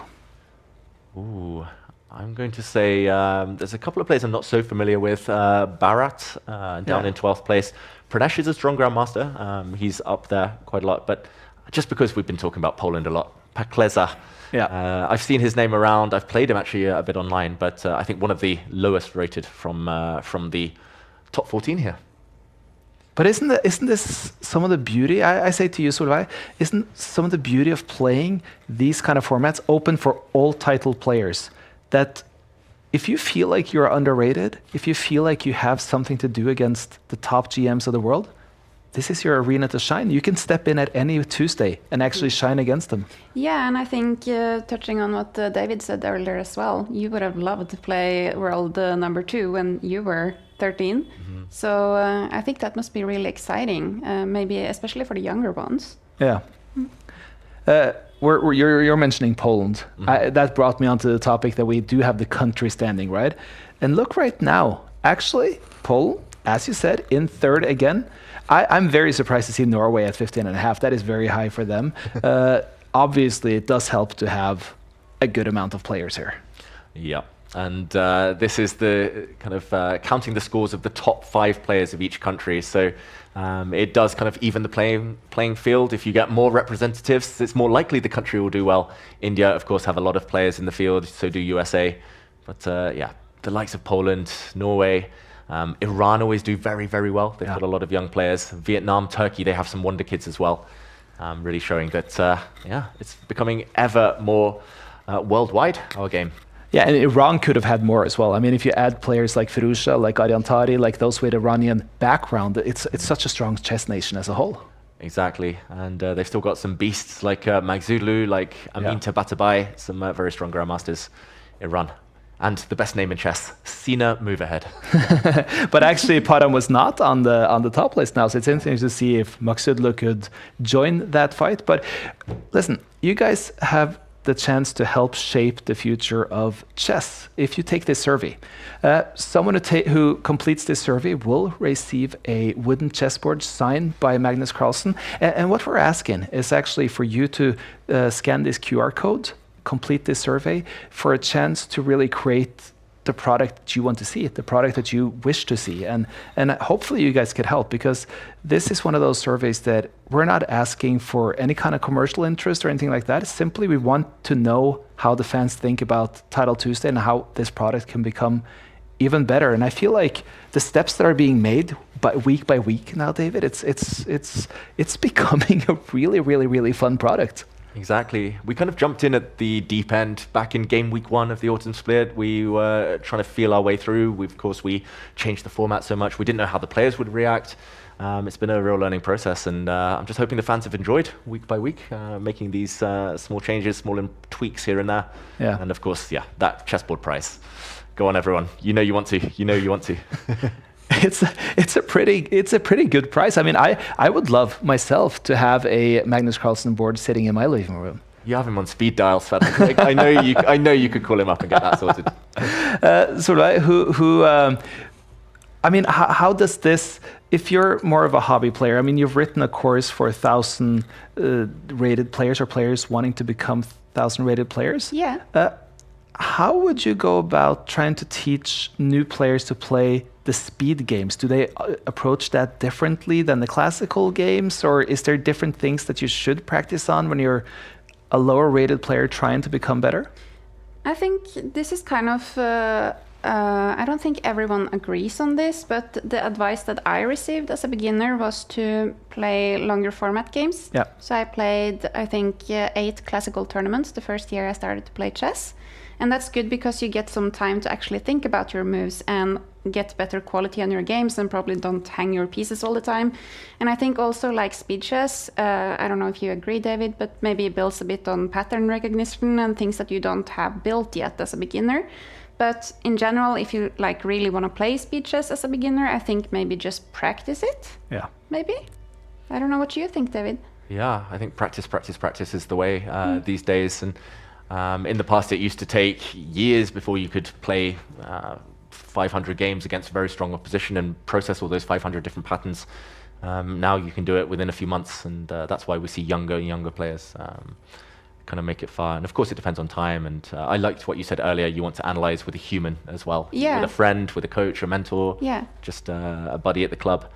And I think just discussing those ideas helps the improvement process so much. Yeah, and I think also the engine moves don't always make sense either. Exactly. Here we see yet another young, great Indian player, a strong GM, another lettered player, Pranesh M. It's interesting to see what he can do against Magnus here with the white pieces. Exactly. It's like Gukesh D. And exactly. Yeah, I know he has another name, but it's a long one, and I think he prefers to shorten it as well. Pranesh is a very aggressive player. Of course, we can say that about a lot of young Grandmasters. They want to attack, they want to play on the front foot, but Pranesh is, I think, he's one at the very extreme. It's all about checkmate for him. So I think the fact that this is a slower position now is good for Magnus Carlsen. Or is it intentional by Magnus Carlsen? It's definitely intentional by Magnus.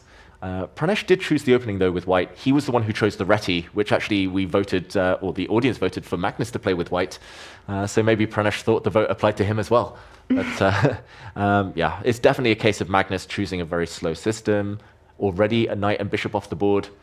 It's all about which pawns to push, which kind of pieces to improve. Maybe just sliding rooks towards the center. White here has a small advantage because if we look at the biggest pawn chain, it's white with the longest pawn chain here. It's 6 connected pawns. Magnus only has 4 at the maximum, and having this extra central pawn rock solid actually gives a lot of stability for Pranesh. So he's done nothing wrong, Pranesh, but I think stylistically, this is going to favor Magnus, and there we go. Already, we saw a hint that black might be better because a push of the pawn does weaken the white king. And yeah, Pranesh, if you let him attack you, no chance. So I think this is a good start for the world number 1. Just mentioning some other matchups right now. It was a little quick going into the games. We have Nakamura playing against Alexander Shimanov. We have MVL playing against Pablo Salinas. We have Lasovic playing against Etienne Bakro. Niemann is playing against Subramaniam. It's yeah, it's obviously so many good games going on at this stage in the tournament when you can see all the top all the full scores on one page. Yeah, the cream normally rises to the top around now. Like some players, they'll get hit by upsets, they'll lose early games, but they tend to bounce back. And in this game, we see a trade of bishops, so it's just queen and knights now. I think this is a good exchange for Pranesh, just because black's bishop is normally the pride and joy. Black's king feels a little less safe now that the bishop in front of it has been traded off. But then again, Will Pranesh be able to eke out any advantage against Black's isolated pawns? There's 2 isolated pawns here. This one and another one that can be hit. White has so many central pawns that the control here is just phenomenal. I think this has gone wrong for Magnus suddenly. And I'm not saying he's worse or losing Magnus Carlsen, but it's going to be hard to win this game. And there we see Magnus saying the exact same thing with his body language. Exactly. He doesn't feel the energy. There's just no energy when you only have the same pieces as your opponent. Queens and rooks, they kind of cancel each other out. Does this look like a man who wants energy right now? Yeah, Magnus wants he wants a nap. I don't know what he wants, but the problem is that White's rook will just sit at some point on the second rank, defend everything. No weaknesses for White, everything covered, and big weaknesses for Black. I think Magnus Carlsen went into a freeze as well, but it was hard to spot the difference there for a while. Exactly. Oh yeah, I didn't notice. I thought he was just like sitting very, very still. Maybe he's trolling us and he's just pretending to freeze. You got to freeze the opponent's pieces, don't freeze your camera. Pretty even on time as well here, but at least the position is back to equal. Yeah. You know the age of his opponent? Ooh, Yeah, he's 19. Yeah. 19. Pranesh is 19. So do you usually feel like the younger ones are more aggressive? I think there tends to be a trend. Like when I was a teenager, I was a bit similar to Pranesh. I would just go for checkmate. I didn't know how to win a game other than just all-out attack on the opponent's king. But Sometimes it worked, it didn't. But do you think it's about age or do you think it's about the chess maturity? Because I feel like a lot of adult beginners as well can be like myself. Oh yeah? Can be like that. Is that how you would define your style? Yeah. Attacking? Yeah, I took a quiz actually. I think online you can do a quiz and then you can see kind of what type of chess player you are. And I got chess barbarian. Ooh. There was Viking. a lot of different That's ones, yeah. But yes, I thought maybe it's something about maturity level. You don't know so much about the pawn structures maybe and the strategy aspect. I never thought of it like that, but I think you're probably right. And I think it's actually a healthy thing, like learning the checkmate patterns first, knowing how to play with dynamic energy, going towards the opponents, scaring the opponents, setting them problems, giving them questions. But yeah, I think as people get older, they start to be more fearful. Like I lost so many games throughout my career that I was like, okay, let's play safer chess, risk-free chess. Right. And right. I don't know if that's maturity. I think it's just Experience? well, I think it's just Trauma? Pragmatism. yeah, trauma and pragmatism. Exactly. It's being a boring old man. But Arjan Tari, he won his game, so he moves up to 4 out of 5, beat Keith Kumaru. okay. Great result for Ariane, who's still not out of it. Could still win the tournament if he's accurate. Magnus had an advantage. I'm really surprised Magnus hasn't been taking the opportunity to push his pawn. That's his one ace card for a bit later, but maybe he's a bit scared of Pranesh's attack. Look, Pranesh, he's not going to look at the other side of the board for too long. Sooner or later, he's going to go for the black king. He's going to threaten some sneaky checkmates. Did you also see the comment from the chat? Yeah, it looks like he's been changing diapers all night. Yeah. Well, right now he's in a freeze, but he wasn't showing much. He was looking sleepy prior to that as well. Yeah, it must be tiring to be a new dad, right?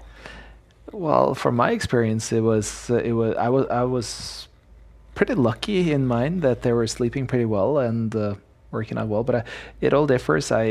Obviously, when you're used to being, if you're a chess player, you are more used to defining your own schedule than I think any other profession in the world, especially if you're a top GM. Mm-hmm. And to have your life turned around like becoming a parent actually do. I mean, I don't think it's random that the marriage decline in rating is about 100 points and add kids to it and it goes even further. So, I mean, just the idea that you can no longer simply be responsible for your own life, I think that is difficult for a chess player. Yeah, it's the marriage tax. It's the baby tax you pay on your rating when you have kids. But yeah, I mean, it's also the fact that normally you have to peak at around 3 or 4 p.m. in the afternoon. That's when games start. Yeah. And suddenly you have to be up at 4 a.m. changing diapers. This position, in the meantime, is dead level objectively. Should be a draw, just because White's queen is so active. Probably is going to win this pawn. Once Magnus drops that pawn, not real chances to win. No more pass pawns. But White can't win. An even queen endgame against Magnus doesn't sound fun, though. Exactly. That's the problem. He's playing the greatest endgame, the greatest queen endgame player of all time, Pranesh. So Black shouldn't win. I don't think White can ever win, just because the king is so open. Lacking defenders, there's always going to be checks. So perpetual check is the most logical finish. But can Magnus apply pressure? That is the question. before this pawn drops off. I guess we have seen Magnus win some dead drawn positions before. Yes, 1 or 2. He knows the mindset needed. The Grindmaster, the grind set that Magnus is so accustomed to. He's giving all the checks, but now the White King's pretty safe. And he's got to be careful, Magnus. He's trying to give up this pawn to get this pawn in order for the pawn in front of the Black King to become passed. But Pranesh is doing a good job of keeping this one on the board. And Magnus makes his move. He loves to centralize his queen, and now he's going walkabout with his own king. He's trying to win this pawn by force. But now Pranesh is better. Magnus is taking some big risks here. He's a pawn down. This is a really fun endgame. Don't try this at home, ladies and gentlemen, walking around with your king into the open, no man's land. Pranesh's king is super safe now, and Magnus can never take this one because the pawn next to his queen drops. Oh, this is a 50-50. I think this is decided on the clock. Magnus shaking his head. He didn't like that move by himself, but Pranesh not finding the right one. Yeah, the White Queen could have actually moved back more centrally. It didn't. This is still Magnus, though, fighting for a draw, and Pranesh needs to realize that he can actually take this pawn, and that he can do it again now and give a check. Pranesh has found the winning idea. The Black King is so bad now. He could have been taking this one, though. He's going to try and take it next move. That's too late. Magnus is suffering. It's queen and pawn versus queen. Magnus cannot win by normal means. He has to win on time. Pranesh is the one with the pawn.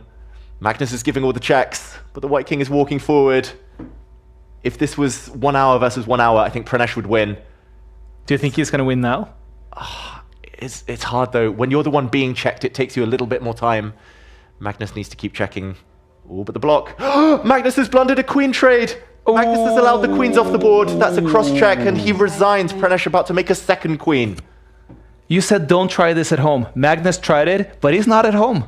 Yeah, that was his downfall. He tried to be a bit too ambitious there. Took big risks in his winning attempts, and it backfired. Pranesh, though, great result. Only one game left right now. That is Dowden against Mohammed Hussein. That's finishing up, so we're going to go on. It's not going to be an 11 out of 11 for Magnus now, but he's still in the running here.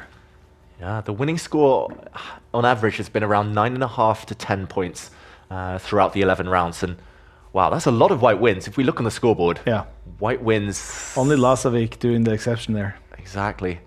And wow, what a clash we have in round 6. Niemann against Hikaru. I think Serrana, MVL, and Solveig against the man we just saw, Pranesh, is pretty exciting as well. Mm-hmm. But this one is going to be fun. Yeah. I don't want to say grudge match, but there's a lot of honor. But you still said it. I still said it. The battle of the US, the Civil War. Against I'm not going to say who's north and who's south, but okay, let's go. Sorry. And it's a Sicilian. It's the Sicilian, and not the Open Sicilian yet. But you must be happy to see that, Solveig. Yeah, especially with these two. Mm-hmm. It's the battle of the HNs. They have the same initials. I never thought about that. Yeah, I don't know why that's relevant, but it's an interesting fact. Yeah. If your initials are HN and you're watching this show, maybe you should take up chess professionally. And okay, good start to the opening for Hans Niemann, who gets a big center. He's going to take back with a pawn, surely, here. A bit of a pause from him. And Hikaru strikes back. It's quite silent from Niemann's side here, but perhaps at one point we should listen and hear a little bit about what Hikaru has to say here. Okay. Let's do it. I can go to F6, but I'll go to E7. Hey, you. Just so you know, we're a little bit out of sync on the picture when it comes to I'm gonna go knight f5.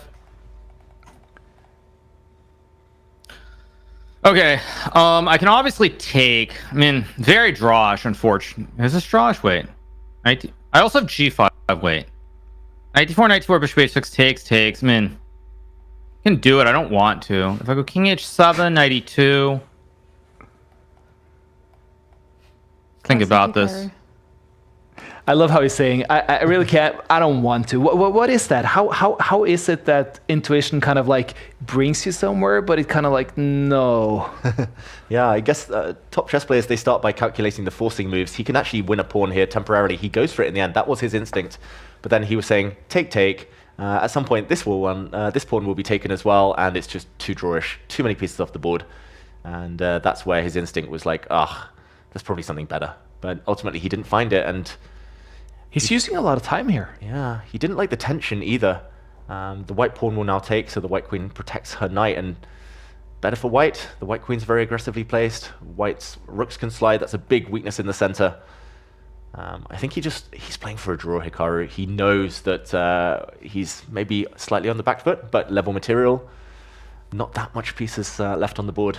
Should be safe enough, despite the eval bar saying that white's better. Yeah, and he's one of the better players to play for a draw as well, isn't he? Yeah. Normally when he wants a draw, Hikaru, he gets a draw.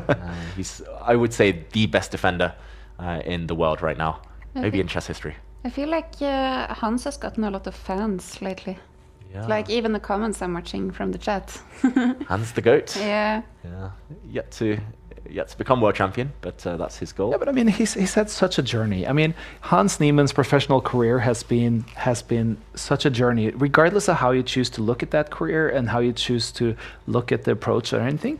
I mean, he brings such an entertainment aspect to the sport of chess, and I think commercially he is right now one of the strongest names we have in the chess world, and he is time and time again proving that he has become an excellent chess player. Yeah, he's fantastic, especially faster time controls, even in classical, is so dangerous. And I wonder if that's Hans Angels, is that what they call his fans, like Swifties? Is that instead of Hell's Angels? Exactly, I guess. But yeah, he knows his brand, both on the chessboard and off the chessboard, and he plays into it. Yeah, kind of like the bad boy. The bad boy image on the chessboard as well, very kind of combative. I haven't like watched a lot of Hans games. Like, what is his style like? Yeah, he can do a bit of everything. That's why he's become so strong. He used to be just a pure attacking player, big risks. But then, as we saw when he beat Magnus in 2022 and other games, he's actually quite decent at endgames, underrated there. I would say he's always trying to play on the front foot, always trying to scare his opponents with his moves. And yeah, in general, if he gets the chance to attack, he will. But he's also happy to just be a bit more patient. He's got great nerves. A lot of confidence as well, Hans. So he'll wait for his moment. He won't kind of attack necessarily from move one, but when he the seems time is pretty right. confident. Definitely. Confident is his middle name, and there we go. A pawn does drop after some maneuvering. Not too much happened there, but suddenly Hans Niemann spots a chance to go a pawn up. But maybe this is just a forced draw. I'm looking now at a rook trade. That's going to happen. The queen can take this pawn, but then black's queen can jump in with a check. Or maybe this check. This check picks up the pawn, and ooh, Hans has to be a bit careful now. Once this pawn drops off, black's a pawn is going to be a bit of a runner. It's going to start sprinting down the board. This is Hikaru playing very safe chess. The queen protects the pawn so the king can run to the side. And it's up to Hans Niemann to force the draw. It's a 2-result game. It's either going to be a draw or Hikaru will take the win. What do we think? Is it enough? Probably a draw with best play because the black queen's sidelined, but not easy. It's hard to say. Yeah. It's exciting to see what happens. Queen endgames, I hate them. They're just so hard to evaluate. I can't lose. There's also just queen c7, which I missed. I guess I just go back to a2 and make the draw anyway. I love it when we come in at a random point. I can't lose. I mean, if I go a4, check, queen d7, king h6. Still don't think I can lose, so I'll play on. Why not? Ooh. That's a good take by Hikaru, though. Yeah, and he nailed it spot on. Every time he said it, like the moves would immediately appear on the board. So he predicted the whole line. And good tip for everyone at home: centralized queens.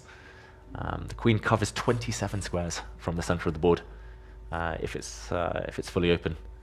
So that's where to put the queens. Queen on the side of the board covers far less. And ooh, he gives up a pawn, Hikaru.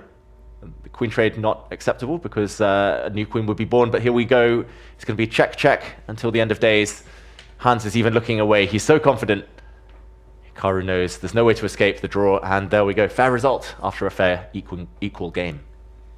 It does look like Magnus is winning easily against Varusha Nakobian.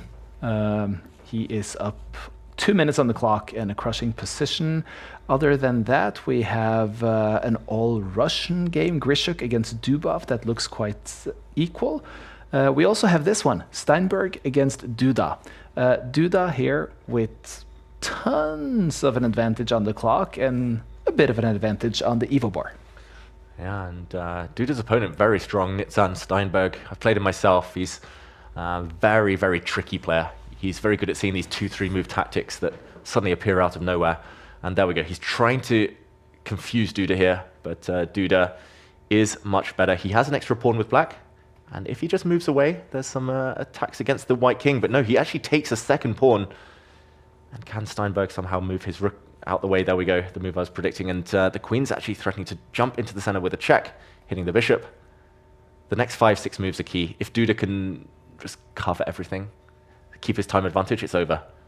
But, ooh, that's a brutal counter-attacking move, threatening some checkmate ideas if the white queen ever moves away. Duda's got this in the bag, I think. Just the clock situation is compounding everything. And, oh, passive defensive move with the bishop when 2 pawns down. That is not a good sign. If you have to start retreating when you're down on material and on the clock, normally that tends to spell the end of your momentum, the beginning of your opponent's. Duda, it's been strange not seeing him at the World Cup, not seeing him participate in the big tournaments lately. It feels like he's kind of taking a break from his dream of becoming world champion.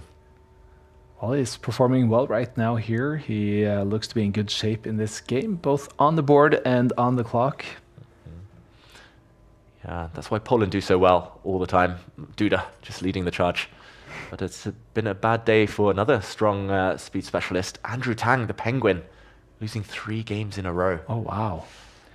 I'm actually also looking at the Pranesh M game here because he's playing against Lazovic, and that's a really interesting finish because Pranesh has over a minute on the clock, Lazovic only 24 seconds, tons of pieces on the board still, and it's an equal position, so that one is going to be a scramble.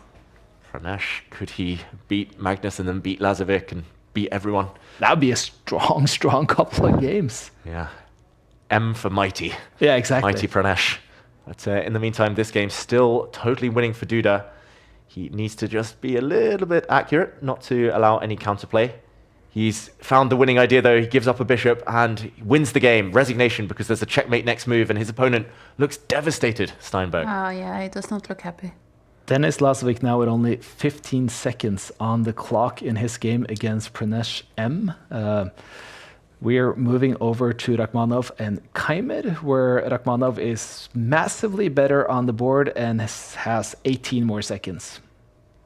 He should be winning this one. He's 1 pawn to the good, Rachmanov. And as long as he doesn't blunder anything, just keep his rook safe. Maybe move it up or move it across. There we go. Oh, maybe choosing a bad square, walking into this pin. Now his pawn might drop. I think he's got half an eye on the clock, though. He's just trying to make it simple. Trade, trade, trade. And win the endgame. 6 seconds in it. Vincent Keimer about to lose. Black's pawn's isolated as well. But fighting hard. This endgame. Oh, the white pawn's running now. He can just push. As soon as the checks dry up, that pawn is going to decide the game. Here we go. A new queen is about to be born. Check. A new queen. 2 seconds for Vincent Keimer. He needs a miracle. He gets skewered. Oh, that's a mouse slip. He dropped his queen on the wrong square. Rachmanov drops his rook, but wins on time. Oh, wow. Well, it was actually the exact same. I was talking about Lazovic against Pranesh. Exact same thing happened towards the end there, where Pranesh had a huge mistake, but still won because Lazovic didn't have enough time on the clock. So this is pressure at the end here. Wow, big pressure. The top players feeling it, and only Look 3 at this. players now. Sarana, Korobov, and Pranesh. Yeah. That's quite the trio ahead. That's quite the trio. And Korobov has had a tough year, I think, in chess in general, but especially over the board. So nice to see him at the top. Nepo and Niemann, that's fun. Oh, let's go. That's not what you want to draw if you're Niemann right now with black pieces and Nepo, who took that early loss. You're not even getting that bonus of having him ahead of you in the standings. Or sorry, it was an early draw, wasn't it? Draw, yeah. But like you say, like you draw a game and you just think you'll get an easier pairing. Yeah. And then you play Nepo. That's why this tournament is so fun. But in the meantime, it was a Roy Lopez, a Spanish opening. That means the white bishop coming out very early. It's kind of done a bit of a journey. It's kind of gone back, and now it's gone back forward again. So doing some big work. This knight is hit and has to move out the way. Does it take a pawn? This looks like the principled move, but no, Hans Niemann retreats. He doesn't want to risk his knight getting stranded on the side of the board. Ariantari won his last game. He's now 5 out of 6, and he's playing against Grishuk with white pieces. It feels like, especially this week, the last week of the autumn split, all of the big guns have turned up, and so many titanic pairings. We have Magnus now playing against the Martirosyan. Yeah, one of the best Armenian players. Maxime Vachier-Lagrave playing Vietnam's #1, Liam Le. But here we go. It has been a pawn grab from Hans Niemann. And for those of you at home who think this is a blunder, he's got a sneaky plan in mind. Bishop takes bishop, the black queen will recapture, and when white's rook goes and takes this knight, it will lose focus of its own knight, and black's rook will swoop down and restore the material balance. So maybe still slightly better for white in that variation. But Hans Niemann has not let a piece drop. That was very sneaky, sneaky tactics. He's very good at these kind of short calculations. Hans Niemann, very quick on the clock, 4 minutes 23. He's had a tough few months, Hans. He didn't quite make it to the eSports World Cup. He lost to Anish Giri in the last chance qualifiers. Then he lost to Anish Giri in the last round of the Grand Swiss to not make it to the candidates. Got knocked out early from the World Cup. Didn't make it to the Speed Chess Championship finals. It feels like he's always so close, Hans. But yeah, his fans out there probably cheering him on to make one more big push. Yeah. How old is he now? He's born in 2003, so Yeah. 22, I believe. Yeah, quite young. Yeah. Anything born after 2000 is young in my I agree. in my eyes. I keep seeing these Instagram reels. That's the first take that you're getting older when you start pushing the born rate of whether people are young or old. Yeah, like every time on Instagram I open it and there's these people being asked on the street, like, when do you have to be born to be considered old? And everyone says 2000. And that just feels so unfair. That's not okay at all. And in the meantime, still level material. There were not tactics in the end with those knights, but Nepo blocking it up. I think that's good for him. Like pawns on light squares, bishop on dark squares, that's a strategy I was taught by one of my first coaches to make the bishop good. Like black's bishop is bad because it's on the same color complex as its own pawns. And there we go. Hans Niemann strikes out, lacking space. He's trying to fight for it. En passant would be met by a queen capture. And I think that's a good turn for Hans Niemann, who did defeat Nepo in the Title Tuesday that he won a few weeks ago. So a bit of a, I'll say it again, grudge match. Queen's improving. Do we have any predictions? Who do we think is going to take this one? Looking balanced so far. It does feel like this is just time difference, 40 seconds in advantage Niemann. I mean, it always comes down to time in these games, doesn't it? Especially with the no extra time, no increments whatsoever. Yeah, not many people do this to Nepo. He's known as the speediest player out there, especially in classical chess. But I believe Nepo can. And he's speedy in a way where you would think he liked the no increment, because it's not necessarily like the end game. Let's do with the 1 second increment. It's just his general play is so extremely fast. That's true. Very instinctive, and he's been that way ever since I first met him when we were both around 7 years old. He's been super speedy, Nepo. That must have been so much fun to follow that 1990 generation coming up with all the guys you guys were and the battles you had from an early age. You, Magnus, Nepo, Karyakin was part of it. Hammer was there. It must have been amazing. MVL, Andreykin, some others. Yeah, it was a lot of fun at the time, although I hated them all for being so good. But rivals, that's what brings out the best in people, having those benchmarks to force them to improve. And this rivalry looks like it's going in Hans Niemann's direction. That's a clear pawn in the center. He can take it, and this pawn as well, very, very weak. Nepo's let it slip. This is bad news for Jan Nepomniachtchi. I think he should start with this pawn. The other one is not running away anytime soon. The other one, you've got to be careful, because the black queen has to defend her knight as well as control the center. She'll be overworked. Okay, he slows down, and he does take that one, and he's still better, Hans Niemann. What has he calculated? After knight takes knight, I believe he wants to not take the knight back, but take this pawn instead, hitting the white queen. He's trying to confuse Nepo here. That is devilish. This is the most complicated game we've seen so far. How fun. Yeah, how fun. It also means that I have to be quiet while I try and figure out what's going on. It's a blunder from Nepo. He thought it was complicated as well. He thought it was complicated as well. Blunder back from Hans Niemann. There was actually a very cool tactic. Black's pawn could have pushed forward, unleashing the black bishop, but he missed it. And this position is going to be looking balanced after bishop takes bishop here. But that's actually my favorite take from a commentator, David. When you're talking about how complicated this is, I mean, we get the feeling. We start watching the Evo bar. We don't see the actual positions. You're talking about the complications. We see a blunder, boom. We see a blunder again right away. I love that kind of commentary because it gives an insight that lower-rated players, we really need the help of you providing it to see what's coming up. Yeah, I think no matter the rating, everyone needs to dive a bit deeper to understand. It's like Solveig said earlier, like computer evaluations, they only tell half the story. We get blinded by them, don't we? Exactly. It will be so easy to say here, Black's much better because he has an active queen and rook, but actually it's probably because tactically this bishop has no safe way home. There's already a direct attempt to checkmate the white king. You have to calculate 3 or 4 lines to prove that for Black. If the white bishop gets to safety, if the white king doesn't get mated, then white could be better. So it's very much a temporary state of affairs right now. The clock situation as well, I think, maybe adding to the pain for Nepo. But yeah, it's the type of position that could turn in just one blunder, just like we saw earlier. Yeah, and it's one of those where blunders, the word blunder becomes a matter of definition as well, because it's so complicated right now that it's really hard to play correctly. Exactly, and he has played correctly, Hans Niemann. He did take the white bishop. I thought this might lead to a bunch of really annoying checks, but the black king is going to slide and sneak away. It's going to hide and run in the corner. There's no way to stop its path. So black will have an extra rook for knight advantage with a pawn in the center as well. Extra material means a win here for Hans Niemann. If white's queen could check on this line to stop the black king running, it would have been a game, but now the king has a safe hiding spot. Maybe even defending his pawn. There we go. Keeping this pawn intact as well. And that will force resignation, I'm going to say, from Nepo. He just has no time. 40 seconds. He's going to lose to Hans Niemann again.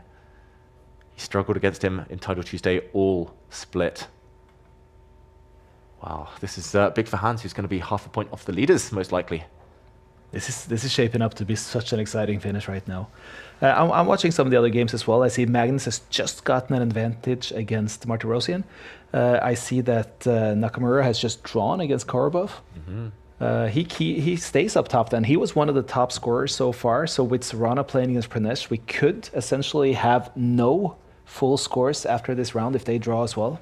Then again, what was the statistic? 92% of the games in Title Tuesdays are now decided with this format. Yeah, will it be one of those few, one of the 8%? As we're likely to have just one player standing on 100% after this game. Here we're going to see a checkmate round the back, supported by the queen. The knight hops in the way, but that queen trade is going to seal the fate, and he actually resigns Nepo. He blundered his queen on the last move. He didn't even wait for Hans to take it. Ay, ay, ay. That's a good win by Hans Niemann, and did go to prove, even though it was equal at one time, the person with the most time on the clock is the one who's most comfortable about the position. That's right. The clock is king, and here we go. Magnus is a piece up as we join this battle. Black has some counterplay due to the very strong pawn in the corner here, tying down a rook, but it does feel like the black king is the main concern. If Magnus can ever set up a mate, covered for now by the black rook, but if he can ever do that, it's game over. Or maybe something on the diagonal. He looks a bit uncomfortable. He takes a pawn. That rook was untouchable since the white queen would have swooped in. Now he's just trying to keep things safe. Block. And he's going to trade off those pieces. Magnus, how often does he centralize the queen, centralize the knight, and just win? It's just a simple recipe that he makes look like beginner stuff, but okay, still needs to put on the finishing touches. The knight untouchable due to a back rank checkmate there. And if the knight isn't taken, then the knight is going to leap forward and support the Arabian checkmate. Martirosyan allows his clock to run down, and there we go. Magnus moving on up. We're used to this. Magnus shaking his head and taking the win. He's the ultimate perfectionist. Never happy. Never happy. Let's look at some games. I was going to say Aidantari is in trouble against Grishuk, but it's such a time scramble there right now that nothing is decided. Oh, here you see it's a lone king, but just it's played so bad. I don't know if I can survive the opening with white. I would be doing much better, but just playing stuff that I absolutely have no recollection, and I get a shitty position. So it was unfortunate, especially.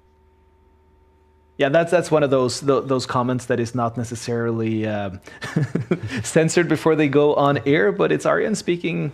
I mean, pretty true values here in what he's saying. He's not happy at all. Yeah, and I think chess players, as we saw with Magnus shaking his head, we are our own worst critic. We're so harsh on ourselves. Arjen was right; it was a tough position a bit earlier on, but ultimately not quite quick enough either. As we get round 8. Pranesh in the sole lead, the only one with a full score. He beat Serana in their game, and that means that, hey, it's not only Magnus Carlsen he's beating everyone else as well. Wow, and the race is on. If Pranesh can keep winning, it's going to be hard to catch him, but let's jump into that game. Hans Niemann choosing his favorite opening, the Italian. When Hans wants to take it seriously and wants to win, he plays this against anyone, and he's confident. He knows the patterns so well. He's also played the version where white expands fully on this flank, so gaining all the space. But Pranesh, I said it earlier, he's going to go for the white king now. He's going to bring his queen forward. He's going to land his knight nearby, and he's going to try and seek some kind of sudden attack against His Majesty here in the corner. I think this one's going to be decisive, not just because it's 92% chance, but also because of the styles of player. Yeah. They both really love a fight. We're at 7 games right now. We have Hans in the top. We have Magnus who's chasing from behind. If Magnus wins his next one, we're coming closer and closer to a potential Niemann-Carlsen game. Ooh, it's been a while. We've seen 1 or 2 this split in Title Tuesday. Magnus has had the upper hand, but will we see it again? The trilogy. I think we're talking about a trilogy here. I think we're talking about one of the, you know those fantasy authors that write 20 and they're never going to get finished with whatever project they started? That's True. it. Yeah, George R. Martin. Yeah, exactly. The unfinished. When will the finale happen? Probably in 20 years' time when they face off for the world title. Exactly. Okay. When Magnus decided he wanted to come back. Exactly. And looking very balanced, I would say, at least a superficial glance, although the eval bar preferring white, probably again, because more space. I've been so impressed with Pranesh here in every game that I watched, how he manages to stay those few seconds ahead on the clock and taking pragmatic, good early decisions. Yeah, and so that's so key. The young players, often they're overawed when they play like Magnus, Hikaru. I think normally they're quite quick, but then they slow down because they're like, oh wow, these players are amazing, they're my heroes. That automatically slows you down. Anytime I play someone I've worshipped from a young age, I just can't think straight. But that's where Pranesh has been doing so well. When does nerves hit? I mean, he didn't show nerves against Magnus, and now he's 7 out of 7. And yes, Pranesh is an excellent player, but he's not known for fighting in the very top. That's true. I think they'll hit probably now. If not now, then after round 8, there's a bit more of a break. Yeah. There's a 6-minute break. Maybe Pranesh will be sitting there being like, oh my God, can I do this? Can I actually get the ball over the line? Can I win Title Tuesday ahead of all of the best players? Solveig, do you ever get nervous when you play? All the time. I used to be much worse. I remember like when I just started, I was even nervous just to play a random online game, you know? When I started, I just played bots. And the first time I went to a chess club, I was so nervous because it's like, am I going to blunder an officer in the opening? Are people going to think I'm stupid? So it's been like quite a journey to actually gain that confidence. What was the reception when you went to a chess club? It was amazing. So, there was not a lot of women there. It was kind of a sausage party, but they were very nice, and I think they were also excited to see a new face. And a woman is probably fun as well to not only have old men all the time in the chess clubs, I guess. But did you also find that there were a lot of other players who were beginning out, and that it was possible to beat, even though you're quite at that point less experienced? Yeah, I won my second game. Nice. I did. I won it with a bit of a cute tactic and a royal fork. So I was very happy about that. And my opponent, he was really angry with himself because he lost that way, but then he saw how happy I was, so then he became happy too. So that was kind of nice. And what was it that eventually helped you shake off those nerves and feel always confident when you kind of went to the club or sat down at the board? It's been a journey, to be honest, and it's funny that you're asking because that's actually what my second chess ball course is about. It's going to be brave chess, I think. So it's about finding that courage over the board, because I think there's a lot of beginners that's been traumatized early, maybe by some early queen showdowns or stronger players, and then they start turtling and... Oi! Wow. Okay, talking of brave chess, that was not brave by either player. They repeated the position. I didn't think they'd continue. They started dancing with their kings back and forth, and they found a way to repeat 3 times. I asked when the nerves were going to hit. This has to be nerves as well, though. Yeah, I think especially from Pranesh. Yeah. I'm really surprised Hans allowed that. But yeah, I think Pranesh, rather than going for 11 out of 11, maybe sensing that Hans was a bit slow there. Well, this guy is looming in the background. Yes, Pranesh beat him head-to-head, but that also means that that was late enough that Magnus's tiebreaker is probably going to be pretty good here, because he's only faced pretty good players so far. Now he's in a very good position against Korobov. Exactly. The tiebreaker is the sum of your opponent's scores. So if you face strong opposition, it means likely they got a better score, and that helps. And yeah, that's going to be it's going to be interesting to see who that favors. Korobov is one of my favorite people. He's just the nicest guy you'll ever meet. So funny. Yeah, I've had many a fun after party after a chess tournament with him. But in the meantime, it looks like he's not having so much fun on this board. Anton Korobov. It did not sound like everyone was sober there. No comment. But yeah, I was building up to say that this isn't much fun for Korobov, who's facing some very strong pawns. Those two especially are just going to march probably here and now. He looks like he knows Korobov. And ooh, it's a sacrifice from Magnus. Korobov leans forward. Pawn takes bishop, will be met by a queen recapture, and the queen will hit the rook and the knight. And Magnus will emerge with at least 2 or 3 extra pawns. That looks devastating, and Korobov knows it. The Ukrainian GM probably about to have to click that resign button. But now Magnus, if he wins here, if Korobov hits that resign button, it's going to send Magnus into a 7-point score. It's going to put him half a point back for the win. He's suddenly back in the game.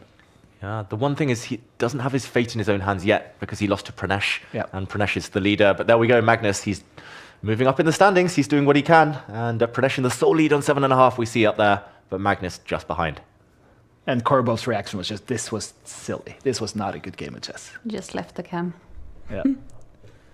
Break time, luckily, for Korobov, who will try and shake it off and come back, who's played great so far. He's a very streaky player, Korobov. So normally when he wins a lot in a row. 1 loss, and he can sometimes take a few more hits. Nakamura looks to be in good shape against Pranav, but we also have Lasovic, who's in major trouble against Ashraf. Hey, wow. And that's interesting. Well, to say the positives for Lasovic is he's a little bit ahead on the clock, but he's in trouble. But here is the Nakamura game where he's trying to finish it up against Pranav. And we jump in at a nice moment where it's actually almost leveled material, but the white knight was actually trapped on this square, had nowhere to go. It was hit by a pawn, so it ended up sacrificing itself on the f7 square, just for 1 check, just for another pawn, but that should not be enough. Pranav, the world junior champion, the man who eliminated Aryan Tari from the World Cup. And also a favorite of mine, because I always like those lettered player, Pranav V. Or Buddy Pranav, as the chess bras call him.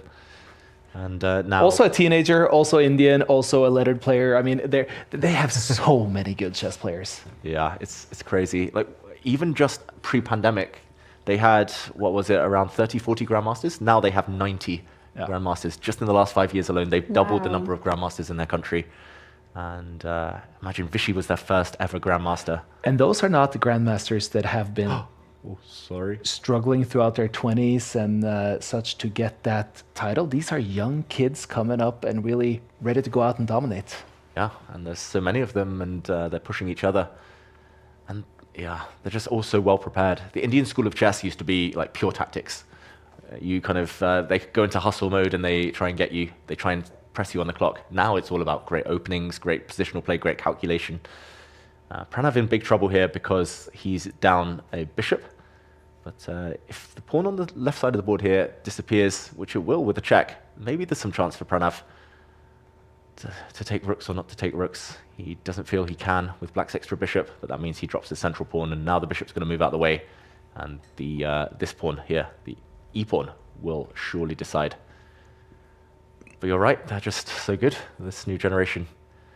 Imagine just 45 years ago they had 0 Grandmasters. And what's the reason 90. they got so many more now? you think? A lot of it has to do with Vishy Anand, I believe. Yeah. The first ever Grandmaster, first ever world champion, Vishy So it's inspired. like inspired a lot of new players to start playing. Yeah, Chess-Base India doing good work as well. And his ability, Vishy Anand's ability to really embrace the chess players from India, to create opportunities for young kids and really offer up so much of his personality within his role as a world champion and one of the greatest players. Yeah, a real mentor, and he takes it in his stride, and he's got that kind of that legend status. He's had it for years already. In the meantime, Hikaru going on to win this game. He's about to win a pawn. He's trading off rooks now. No time on the clock. Bishop drops back. Pranav's playing for a flag, but Hikaru is pre-moving with his king. The bishop and pawn protect each other. And there we go. Slow but steady. The king is zigzagging forward. New queen about to be born.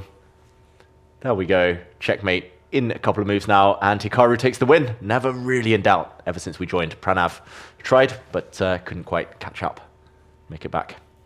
That means Hikaru take this win. He is moving up to 7 points, the same point total as Magnus, as Niemann, as Serrana, as Lasovic. But there's one guy on top here, Pranesh. He is having quite the tournament. Listen, the players are going on break now. And one of the highlights today, the action replay that we really want to look through, is the reason why Pranesh is up there at 7.5 points. Take a look at how he got there with this action replay. And it was against Magnus, though, fighting for a draw, and Pranesh needs to realize that he can actually take this pawn, and that he can do it again now and give a check. Pranesh has found the winning idea. The Black King is so bad now. He could have been taking this one, though. He's going to try and take it next move. That's too late. Magnus is suffering. It's queen and pawn versus queen. Magnus cannot win by normal means. He has to win on time. Pranesh is the one with the pawn. Magnus is giving all the checks, but the White King is walking forward. If this was 1 hour versus 1 hour, I think Pranesh would win. Do you think he's going to win now? It's hard, though. When you're the one being checked, it takes you a little bit more time. Magnus needs to keep checking. Oh, but the block. Magnus has blundered a queen trade. Magnus has allowed the queens off the board. That's a cross-check, and he resigns. Pranesh about to make a second queen. You said don't try this at home. Magnus tried it, but he's not at home. Well, we got to see the replay here, and it was disgust in the face of Magnus Carlsen there.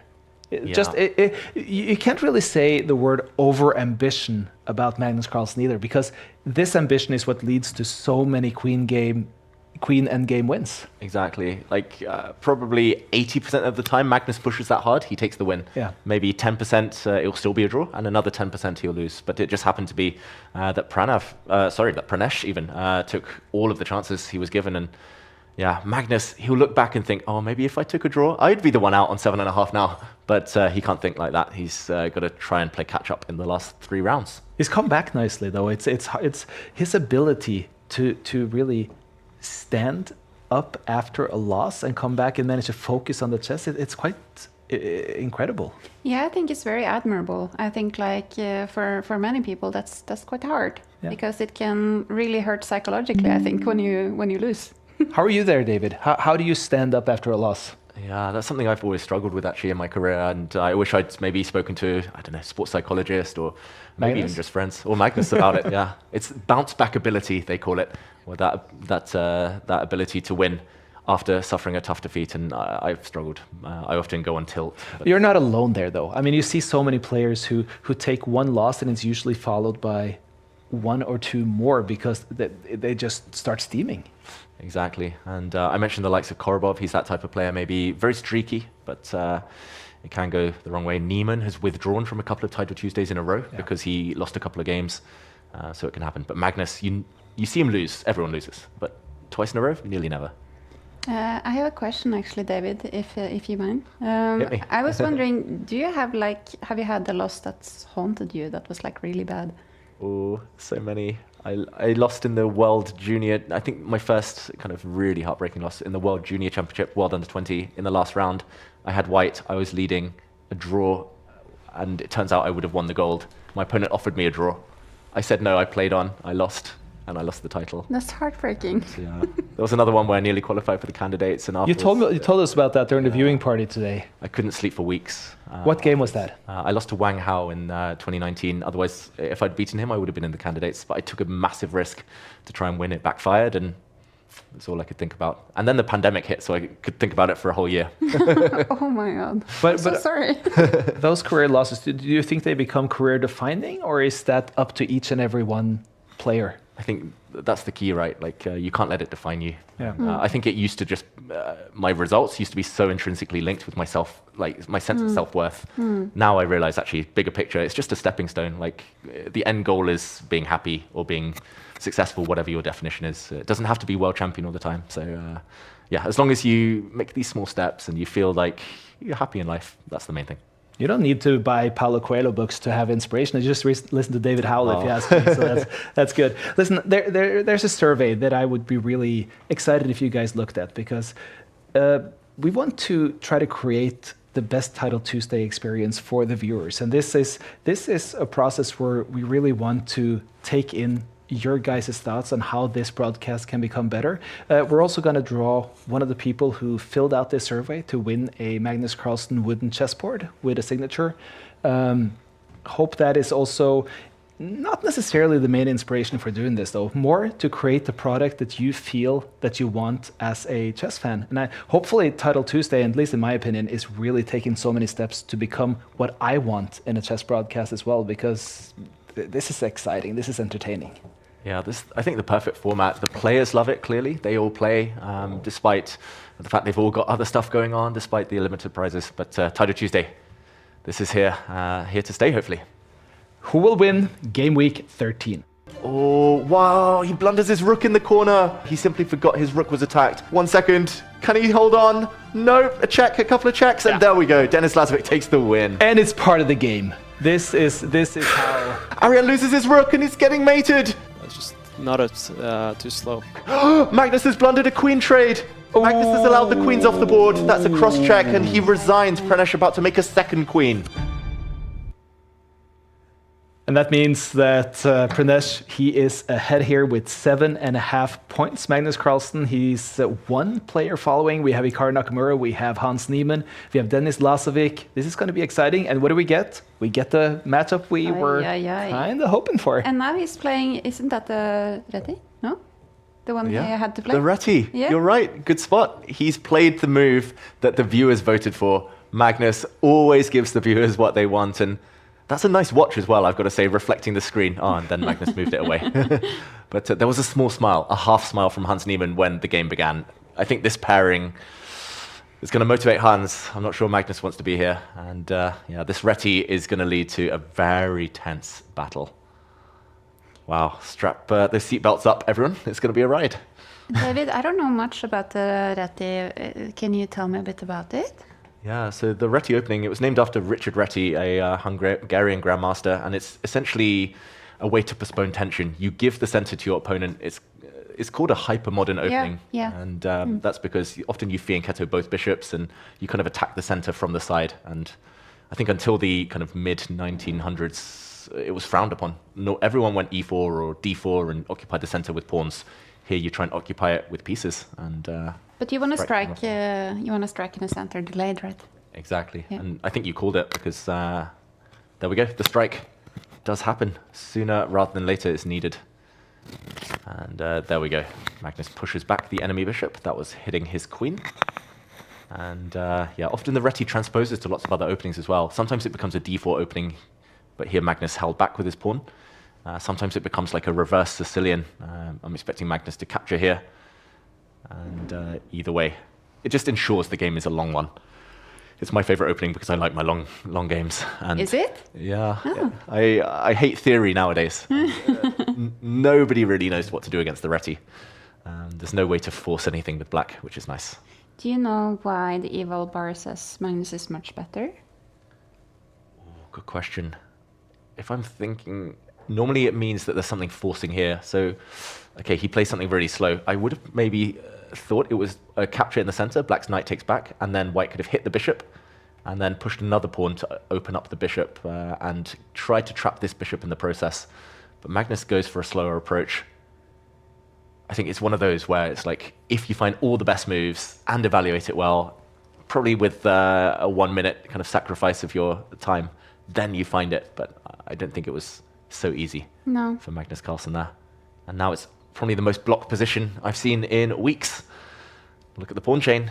But I feel like just viewing Magnus in the picture here, he looks a lot sharper right now, a lot more into this game than what we've seen in the past today. Yeah, he's probably not going to struggle for motivation in this game. No, he wants to win. I think they both really want to win. And, okay, very, very blocked. When Magnus beat Hans a couple of weeks ago on his route to 11 out of 11, he went for a very different approach. He actually tried to force a draw Magnus, all pieces off the board, straight to the endgame. Here, he's totally switched up the strategy. He's trying to play the slowest game possible. Probably he'll retreat his bishop, there we go. And he's going to try and build eventually for a pawn break. It's like a reversed King's Indian pawn structure, where black has more space due to the central pawn here, but it's actually white with the pawn breaks who can blow open the position when he's ready. He's going to kick the knight. He's going to move his bishop back, surely. You mentioned brave chess earlier. Do you think this is brave chess? Yeah, but I feel like, I'm not sure if I'm right, but I feel like Magnus is kind of like migrating his army towards the enemy king side, and then maybe with the pawn break, I was just wondering, is he going to attack or not? Yeah, I think he wants to. And then Hans Niemann, maybe he'll attack. The rook is staring down at the queen and king. Maybe he'll push a pawn forward and explode the position. Yeah, I think this is very fun. And this is also like, I think, an example of the evil bar, because now it kind of, okay, it says, yeah, it kind of looks equal from the evil bar, but then when we look at it, it's kind of exciting, like what's going to happen. Yeah, it's one of those positions that anything could happen. And okay, Magnus finally tries to trade off what on paper is his bad bishop, because he's got so many pawns on light squares, for his opponent's good bishop, the protector of the black king. Well, they've got the exact same body pose. language. Same pose. Exact same pose there, both with the big watches as well. Yeah. Big rating, big watches. Oh, they both look very tense.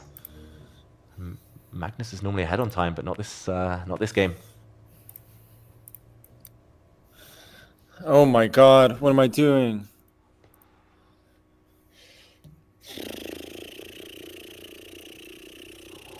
Magnus has blundered.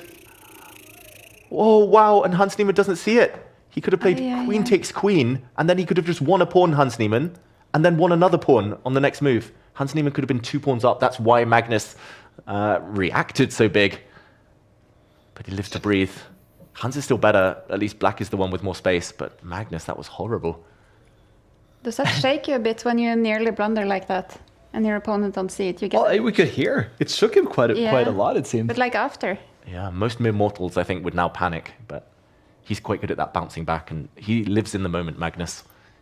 And this is becoming even more important for the total win right now, because Nakamura is looking very good against Pranesh at the moment. Ooh. Big game here. It's the king versus the prince. And we haven't seen Magnus against Hikaru, so that is a very likely matchup if Hikaru goes on to win and Magnus goes on to win. Wow. It always seems like they're on collision course sooner or later. This position, it is very strategic, and that suits Magnus now that Hans missed that immediate win. But okay, it's still very, very tense. And you can see Magnus is slower than normal. Like, there's something about how, like, the more you want it, the slower you become somehow.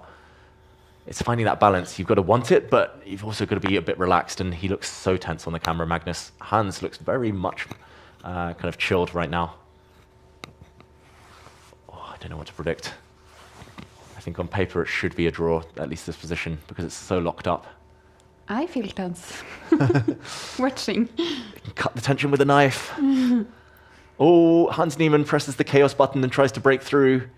It's a good move according to the eval bar. He's trying to actually hit this knight. He's probably going to take it now. But what is the next idea? Is he going to take this pawn, try to open up his rooks? He sacrificed a pawn, Hans Niemann. He does take the knight off the board. Now he takes another pawn, and the white king's going to have to step further forward. Watch out. Magnus's king's in big trouble. He runs away. Oh, it's so tense. Attacking this pawn now. Magnus can probably bail out with a draw if he wants it by bringing his king forward, getting checked and coming back. but he wants more. No talking at all from either of them. Yeah, this is so tense, though. They want this so badly. Magnus' king moves back. See the comment there as well, table slamming coming. It does feel like the type of game where... Someone could slam the table. Yeah, if there's a decisive result. I literally don't know who it could be, though. Magnus has an extra pawn, so I think he's playing without much risk. Hans Niemann has such active pieces that he's got compensation. He's got lots of pressure. The knight is better than the bishop. 1 minute against 1 minute. Wow. The knight is better than the bishop because it's happier, or because it's a lot of pawns? Yeah, I think because it's very blocked. And the Yeah. bishop... Ooh, I was going to say the bishop couldn't move forward. Pranav beat Ariantari. Yeah, just as he did at the World Cup. Lasovic beat Serrano. Back to this game. Pranav is Ariantari's kryptonite, as we've learned in the last month. In the meantime, still so tense. Magnus almost repeating moves here. The knight is on the side of the board, though, so if it doesn't get back in the game, then long-term the bishop could become better. If the white bishop can somehow teleport and go behind and win some pawns, if the rooks, for example, disappear from the board, then the bishop will be the superior piece. But for now, Hans has enough compensation, although Magnus is turning it in his favor, and he's almost ready. He's going to bring his king forward. He's going to push his pawns. These two are connected pass pawns. And he's finally got them going. Magnus now massively better after maneuvering for so long, but has it cost him too much time on the clock? But what a maneuvering job, though. Yeah. Look at that white king. It's so much better than it's ever been. Now the bishop will cover the square the knight wants to use. White's rook is coming in. This is a winning advantage for Magnus Carlsen. And Magnus is very fast right now. Yeah, he's sped up. And this pawn is dropping. Hans reacts. If you take that rook off, it's going to be replaced by an even stronger pawn. Oh, this is torture now. Beautiful strategy from Magnus. Bishop on dark squares, pawns on light squares. He just needs to move his king away, or take that knight even. Would you take it? Oh yeah, I took it. With no time on the clock, you don't want to blunder a royal fork. Knight fork. Now the king is going to come round, support its pawns. Black's pass pawn is blockaded. Magnus with enough time, surely. Just bring his rook back. Hans is doing his best here to try and complicate the position. He's trying his best, but white's pawn's too strong. He's going to centralize his king. He's going to try and win this pawn at least, but the white pawn one square from touchdown. 10 seconds versus 10 seconds. It's a scramble. Magnus, though, starts from a winning position. He gives a check. The black king struggling. No moves for Hans Niemann. It's going to be a king and pawn endgame. Magnus can pre-move his king forward. Those pawns trap the black king. Here we go, barring stalemate or a flag. Magnus Carlsen's going to win. 4 seconds versus 2 seconds. He's got 2 queens. Can he give checkmate? 3 seconds left. He's going to deliver the killer blow just in time. Magnus takes the win. And that was just the spectacular game that we were hoping for here. Wow, that was so tense. That was too exciting. That was crazy. That was like cinema, where you know it's building up to a big fight scene, and eventually it lands. But it was interesting to see the reaction at the end here by Hans. It was not frustration, it was not annoyance, it was not any visible reaction except sadness. Yeah, pure sadness from Hikaru Nakamura as well, who blundered at the end there. Was he not better? He was totally winning, and he blundered at the end. Well, that is great news for Pranesh, though. He still has his fate in his own hand here. Yeah. He's half a point ahead. Yeah, of someone he's already played, Magnus Carlsen. And he only got 2 games left. And we're talking about when does the nerve show up? Look at this board here right now. You have Pranesh, Lasovic, Magnus. This is when the nerves should really, really show up. Wow. All Indian clash on board 1. That's a full 1 point down float for Pranesh, who's playing Arjun. And Arjun needs to win in a must-win situation, 1 point back. And yeah, Denis Lazovic has a great score against Magnus in Title Tuesdays recently. So that's going to be difficult for the world number 1 on board 2. And he has the white pieces. And Denis has the white pieces. He's so much better with the white than black, Denis. There's a clear difference in power there. In the meantime, this opening looks like it's gone well for Arjun, who's already better. White again going for the Reti opening, this time fianchettoing the dark squared bishop. But black's pawn's very strong, very far advanced. And I'm expecting quick development now from Arjun to try and capitalize. It's very quick for black to castle. And such an open position, it looks like that will give him the advantage. It's been a tough month for Arjun. He's the highest rated player in history never to have qualified for the candidates tournament, the only 2800 who's never been there. He was so close as well in Goa just a few days ago, but ended up losing in tiebreaks to Wei Yi. Can he bounce back? Is it going to be the year of Arjun in 2026? Will it be the year of Pranesh? The week of Pranesh here at Tidal Tuesday. Or predictions on this board. Or predictions, who do we think is going to win the title this week in Tidal Tuesday? Can Magnus do it, or is Pranesh too far ahead now with his fate in his own hands? I kind of believe in Pranesh. Just the way he's been playing, right? Yeah. If he can keep his nerves, maybe. Yeah. If he can beat Hikaru with black, he can beat anyone. That being said, this position now is beautiful for black, who's got a knight on an outpost in front of what is a very bad isolated pawn. This pawn, you kind of want to pick it off the board, throw it away, because it blocks white's bishop. And now the black queen's coming in for checkmate. This has been a really bad opening for Pranesh against the man they call the madman, Arjun Erigaisi, who loves an attack. They call him the madman? They call him the madman. And he it's loves so chaos. funny. I mean, for someone who is so calm, courteous, and friendly personality-wise, to be such a rebel on the chessboard, it's usually you feel like those personalities match a little better than what it does with Arjun Erigaisi. Exactly. It's like he's got two personalities: the chess player and then the loveliest guy in the world. And he's so softly spoken, so polite, and just an altogether really nice guy. Exactly. I remember when I first met him in person in 2021, I played a Blitz tournament. He crushed me 2-0. And it was both one-sided games, and I never get destroyed that badly. And I said to him afterwards, I was like, that was amazing. You'll be 2800 in 2 years. And he was like, thank you, sir. I'm so sorry for beating you. And I was like, don't apologize. You deserved it. You crushed me. So polite. Yeah, he's like the silent assassin. And it looks like he's got a great position. Or the madman. Yeah, the silent assassin just slash the madman. And he gets the ability the opportunity to attack, he will. That looks like a great move, jumping in with the queen, hitting the rook in the corner. He could also maybe trade off knights first. What is he thinking? What chaos can he create? The problem is sometimes there's too many good moves in a position, and that slows you down. Like he could move his knight out the way, open up the rook's attack on the central pawn. He could trade off knights. He could bring his queen in, hit this lonely rook in the corner, stop white from castling, firstly on the king side with the bishop, but also on the queen side if the black queen lands. Do you feel like that can slow you down when you have too many good options because you want to find the best one? Yeah, there's this old saying that I hate in chess. If you see a good move, look for a better one. Oh, yeah. It's been the curse of my life. I see good moves, and then I'm like, no, let's spend 10 more minutes looking for a better one, and there's nothing better. I remember the first time I played Blitz, I played in a tandem chess tournament with Simen Agdestein, the GM. Legend of chess. And that was kind of nerve-wracking because I'd never played speed chess before, and then he gave me the great advice just to don't play any moves that loses. And I was like, okay, I'll try. That's why he's a coach of Norway's next generation. I think it's true to some extent, like tongue-in-cheek, of course, like as a bit of a joke. Like, but then it's like, I don't know if it's loses or not. The top players, like the rule one is like don't blunder, like don't lose material on the spot. Like they can play bad moves as long as it doesn't they don't get knocked out immediately. There's always a chance.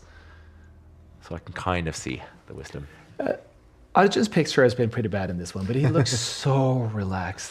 Yeah. Actually, it looks like he's in the shower because of that curtain behind him, but he looks like he's very, very laid back and just focused on the game and having a good time. Yeah, Chad is saying the same thing as well. Completely relaxed. Wouldn't be the first chess player to play games in the shower. I think chess players, we take our phones everywhere. We play Blitz online. Or the bathtub. From the bathtub. Exactly. And although black is still much better, I do like the fact that Pranesh has kind of got his king safe. It's opposite color bishops as well, so if the queens come off the board, great drawing chances, at least for Pranesh. He gets his rook active. He controls the only fully open file on the board. This could still turn. Arjun could get frustrated that he's not breaking through, despite the fact he knows he's better. it feels like this Title Tuesday, maybe because we're coming towards the end of the autumn split, like the games have been slow, everyone's so nervous, everyone wants it so badly.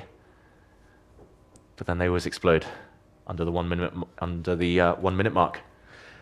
Still a very tense game between Magnus and Lazovic. It's an even position. It's pretty even on the time as well, but it's a lot of stuff going on. It's both of them have their books on the board, and it's going to be interesting. Yeah, we'll keep everyone updated of that Lazovic-Carlsen clash. For now, looking level. This one should be much better for Arjun. That is because of the one big weakness in White's camp, the only pawn on light squares. This one is defending everything right now. The White Queen and King hold it, but if Black can improve his rook, then, he drops a pawn. A big blunder from Pranesh. Then we see a shake of the head, a reaction. That's a valuable pawn to lose. Now dropping back with his own bishop, Arjun, he's got a pass pawn for life. Now the rook is going to come. This might tip White's defenses over the edge. He's been doing it very slow and steady, like the opposite of the madman. It's like the Iceman, if anything, Arjun in this game. Who's the Maverick?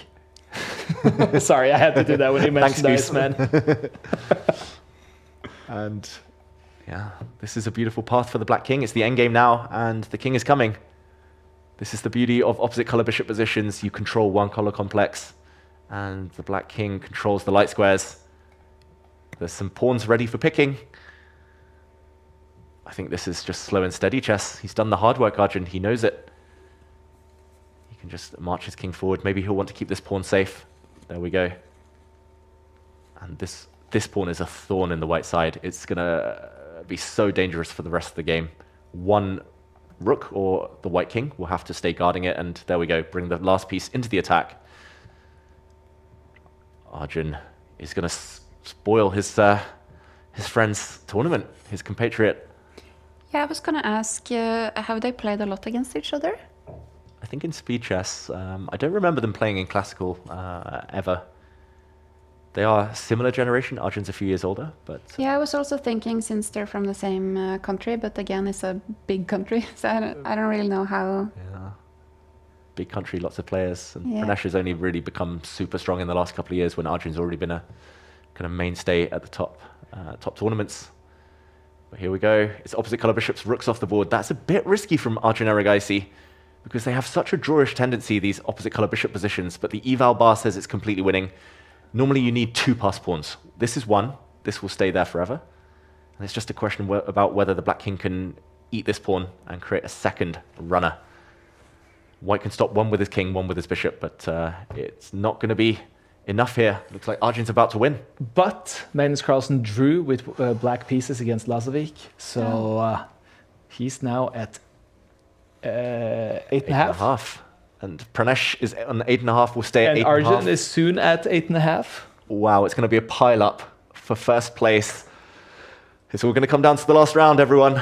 Here, Arjun totally winning. Look at this. He pushes his pawn forward. If this pawn is captured, the other one runs through. One of these 2 black pawns is about to become a new queen. This is going to be game over. Pranesh playing.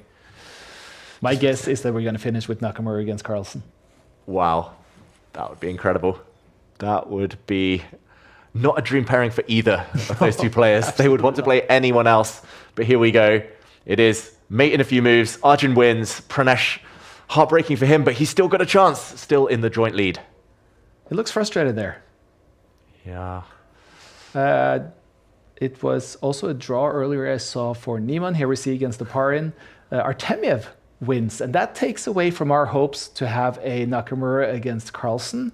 Instead, likely matchups here is actually Magnus against Artemiev or Arjun. Pranesh will probably play one of the new guys on top here that he hasn't played before, so that is probably Artemiev, and I'm going to guess Magnus perhaps against an Arjun. Wow. That would be a great game to end on. The Madman versus the Viking. This is going to be exciting. Look at these scores here. We see Korbov who beats Vacher Lagrave. We have the new matchups. I guessed it. Very cool. It was Arjun against Magnus coming up here, but actually Artemiev is now playing Lazovic.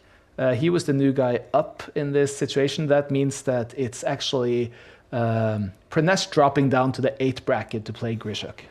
because he'd played all the other 8.5s except for him. So I'm guessing right now that, well, Pranesh, you see, is second in tiebreak, Lasovic ahead. This is going to be exciting, guys. Feels like a must-win situation for everyone. Yeah. Like, if you draw, you drop out of the top group. It's another Sicilian. That's good news for us. And, okay, both players will definitely be in must-win mood. Magnus only plays the Sicilian when he wants to win. Arjun always plays for a win. This feels more open than we're used to in round 11, because right now there are so many possible winners. Yeah, I mean, the top 5, that group on 8.5, they, of course, could win. But if they all draw, then maybe someone from the lower group could jump up. As if that ever happens. Yeah, it's Title Tuesday. 8% draw rate. We heard it earlier. The winner today, I can tell you this much. The winner today is going to have 9.5 points. That tends to be the average score for a winner. And wow, Magnus taking the queens off early. I think that's aimed against the man, the opponent, not aimed at the tournament standings. This now looks very, very level. Symmetrical pawn structure almost. Queens off the board. But Arjun probably doesn't enjoy endgames as much as Magnus does. So Magnus, he's going to try and grind down his Indian opponent. This is going to be very interesting. Another strategic battle.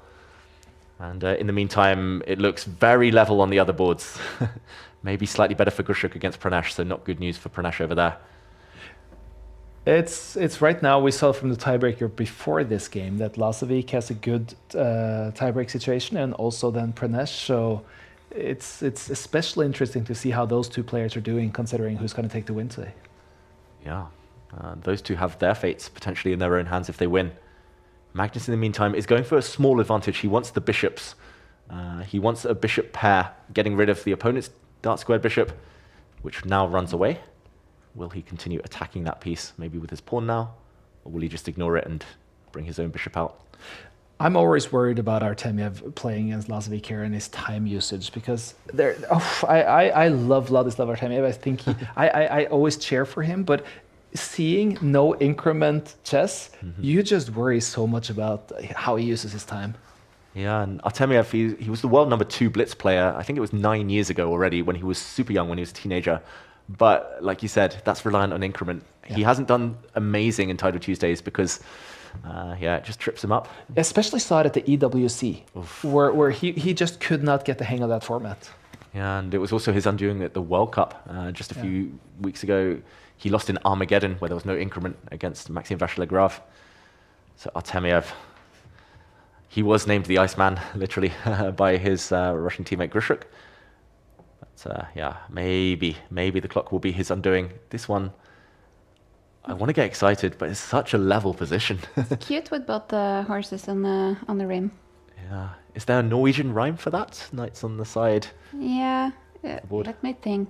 En springer på randen en springer I sanden. It yes, means, that's right. It means a knight on the edge is a knight in the sand. Nice. A knight on the edge falls off the hedge. There you go. I saw a really fun game a while ago, some years ago maybe, between Anand and Rapport. I think with all the horses on the edge of the board. Yeah, it's another don't try it at home. Normally it's very much recommended against, but here the white knight especially has a purpose, hitting this bishop, and Magnus doesn't look happy. To save this bishop now, he's going to have to plonk it in the corner of the board where it's a clear target for the white rook. That does not look good at all. Arjun might have tricked Magnus here. I'm really surprised Magnus has allowed this, and he does put his bishop in the corner. Not the end of the world. If the white knight moves to hit the bishop can run away as well. No good squares to use for the white knight. But that's a bad bishop now. Respect the bishop pair, or? Yeah. Always respect the bishops. Pawn structure and bishop pair, those tend to be the two kind of foundations of strategic chess.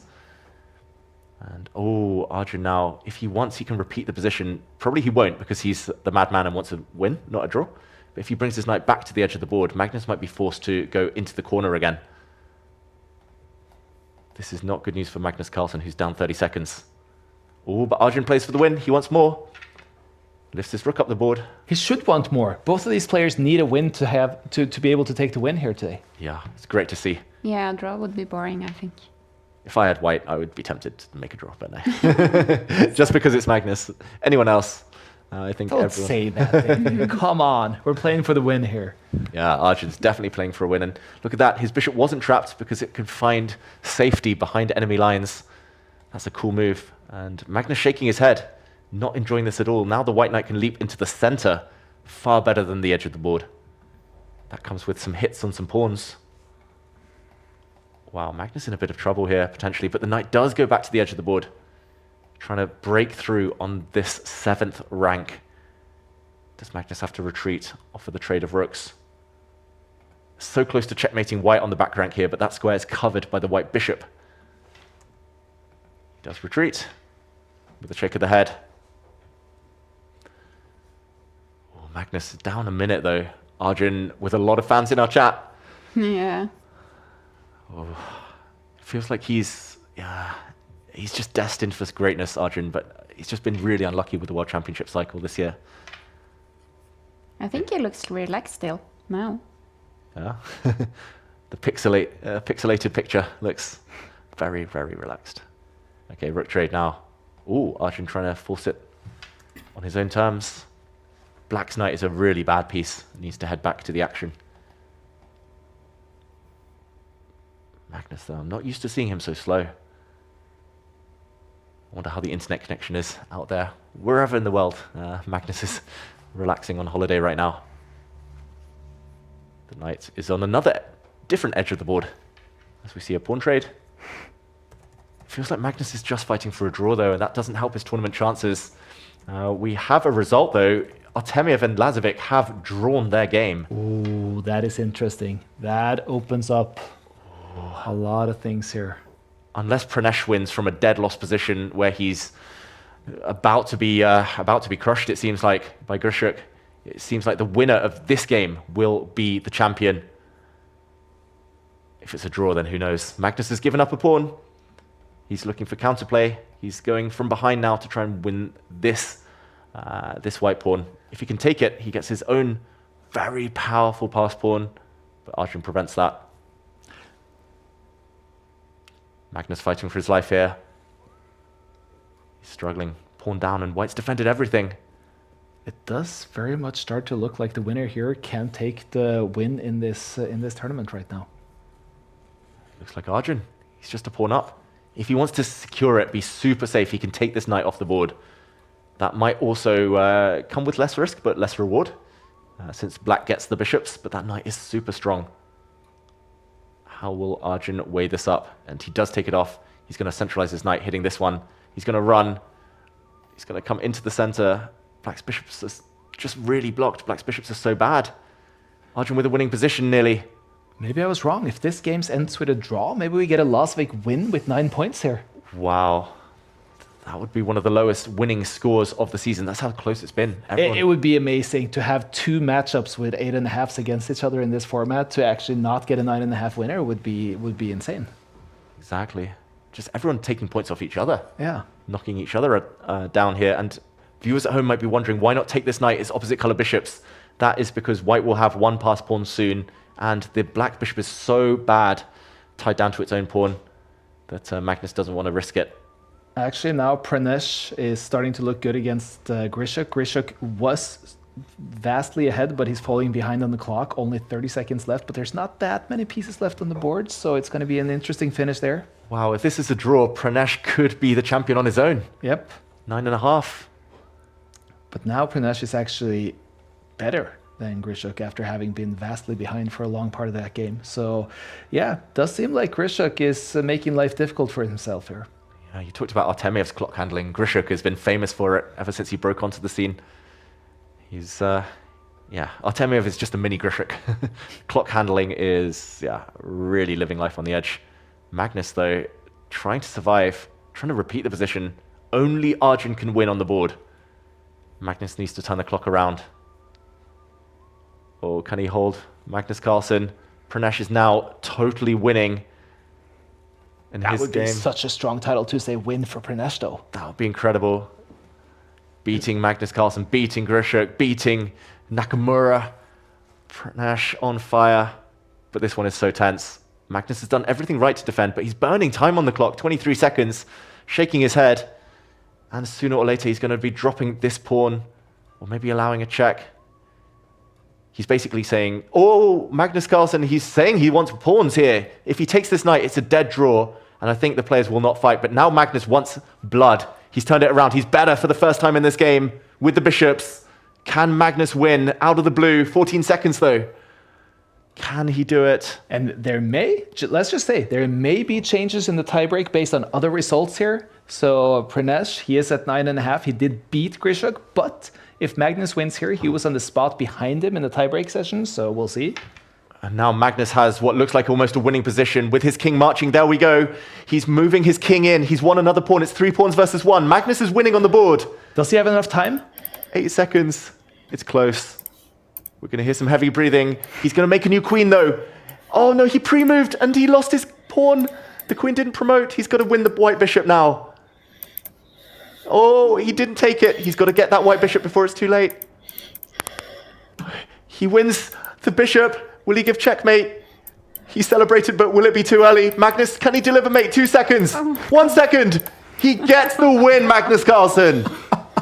That is such a dramatic finish. And I don't know what the finish is going to be at the end here. It does right now say second next to Magnus's name, which means, as of right now, and I think all the games are finishing up, this is Pranesh's win. This is he who has the tiebreak. And it's deserved because he was ahead for so long. He was the sole leader for so long. This has been an amazing, amazing tournament for him. Yeah, he beat Magnus and he beat Hikaru. If you win against those two giants, you deserve to win Title Tuesday. Absolutely. And, well, Pranesh here, I'm sorry, I even lost my microphone here. I got excited. Everything was happening at the same time. But it's quite the win for the young Pranesh. I'm going to put this back in. But how would you summarize that last game we saw here with Magnus?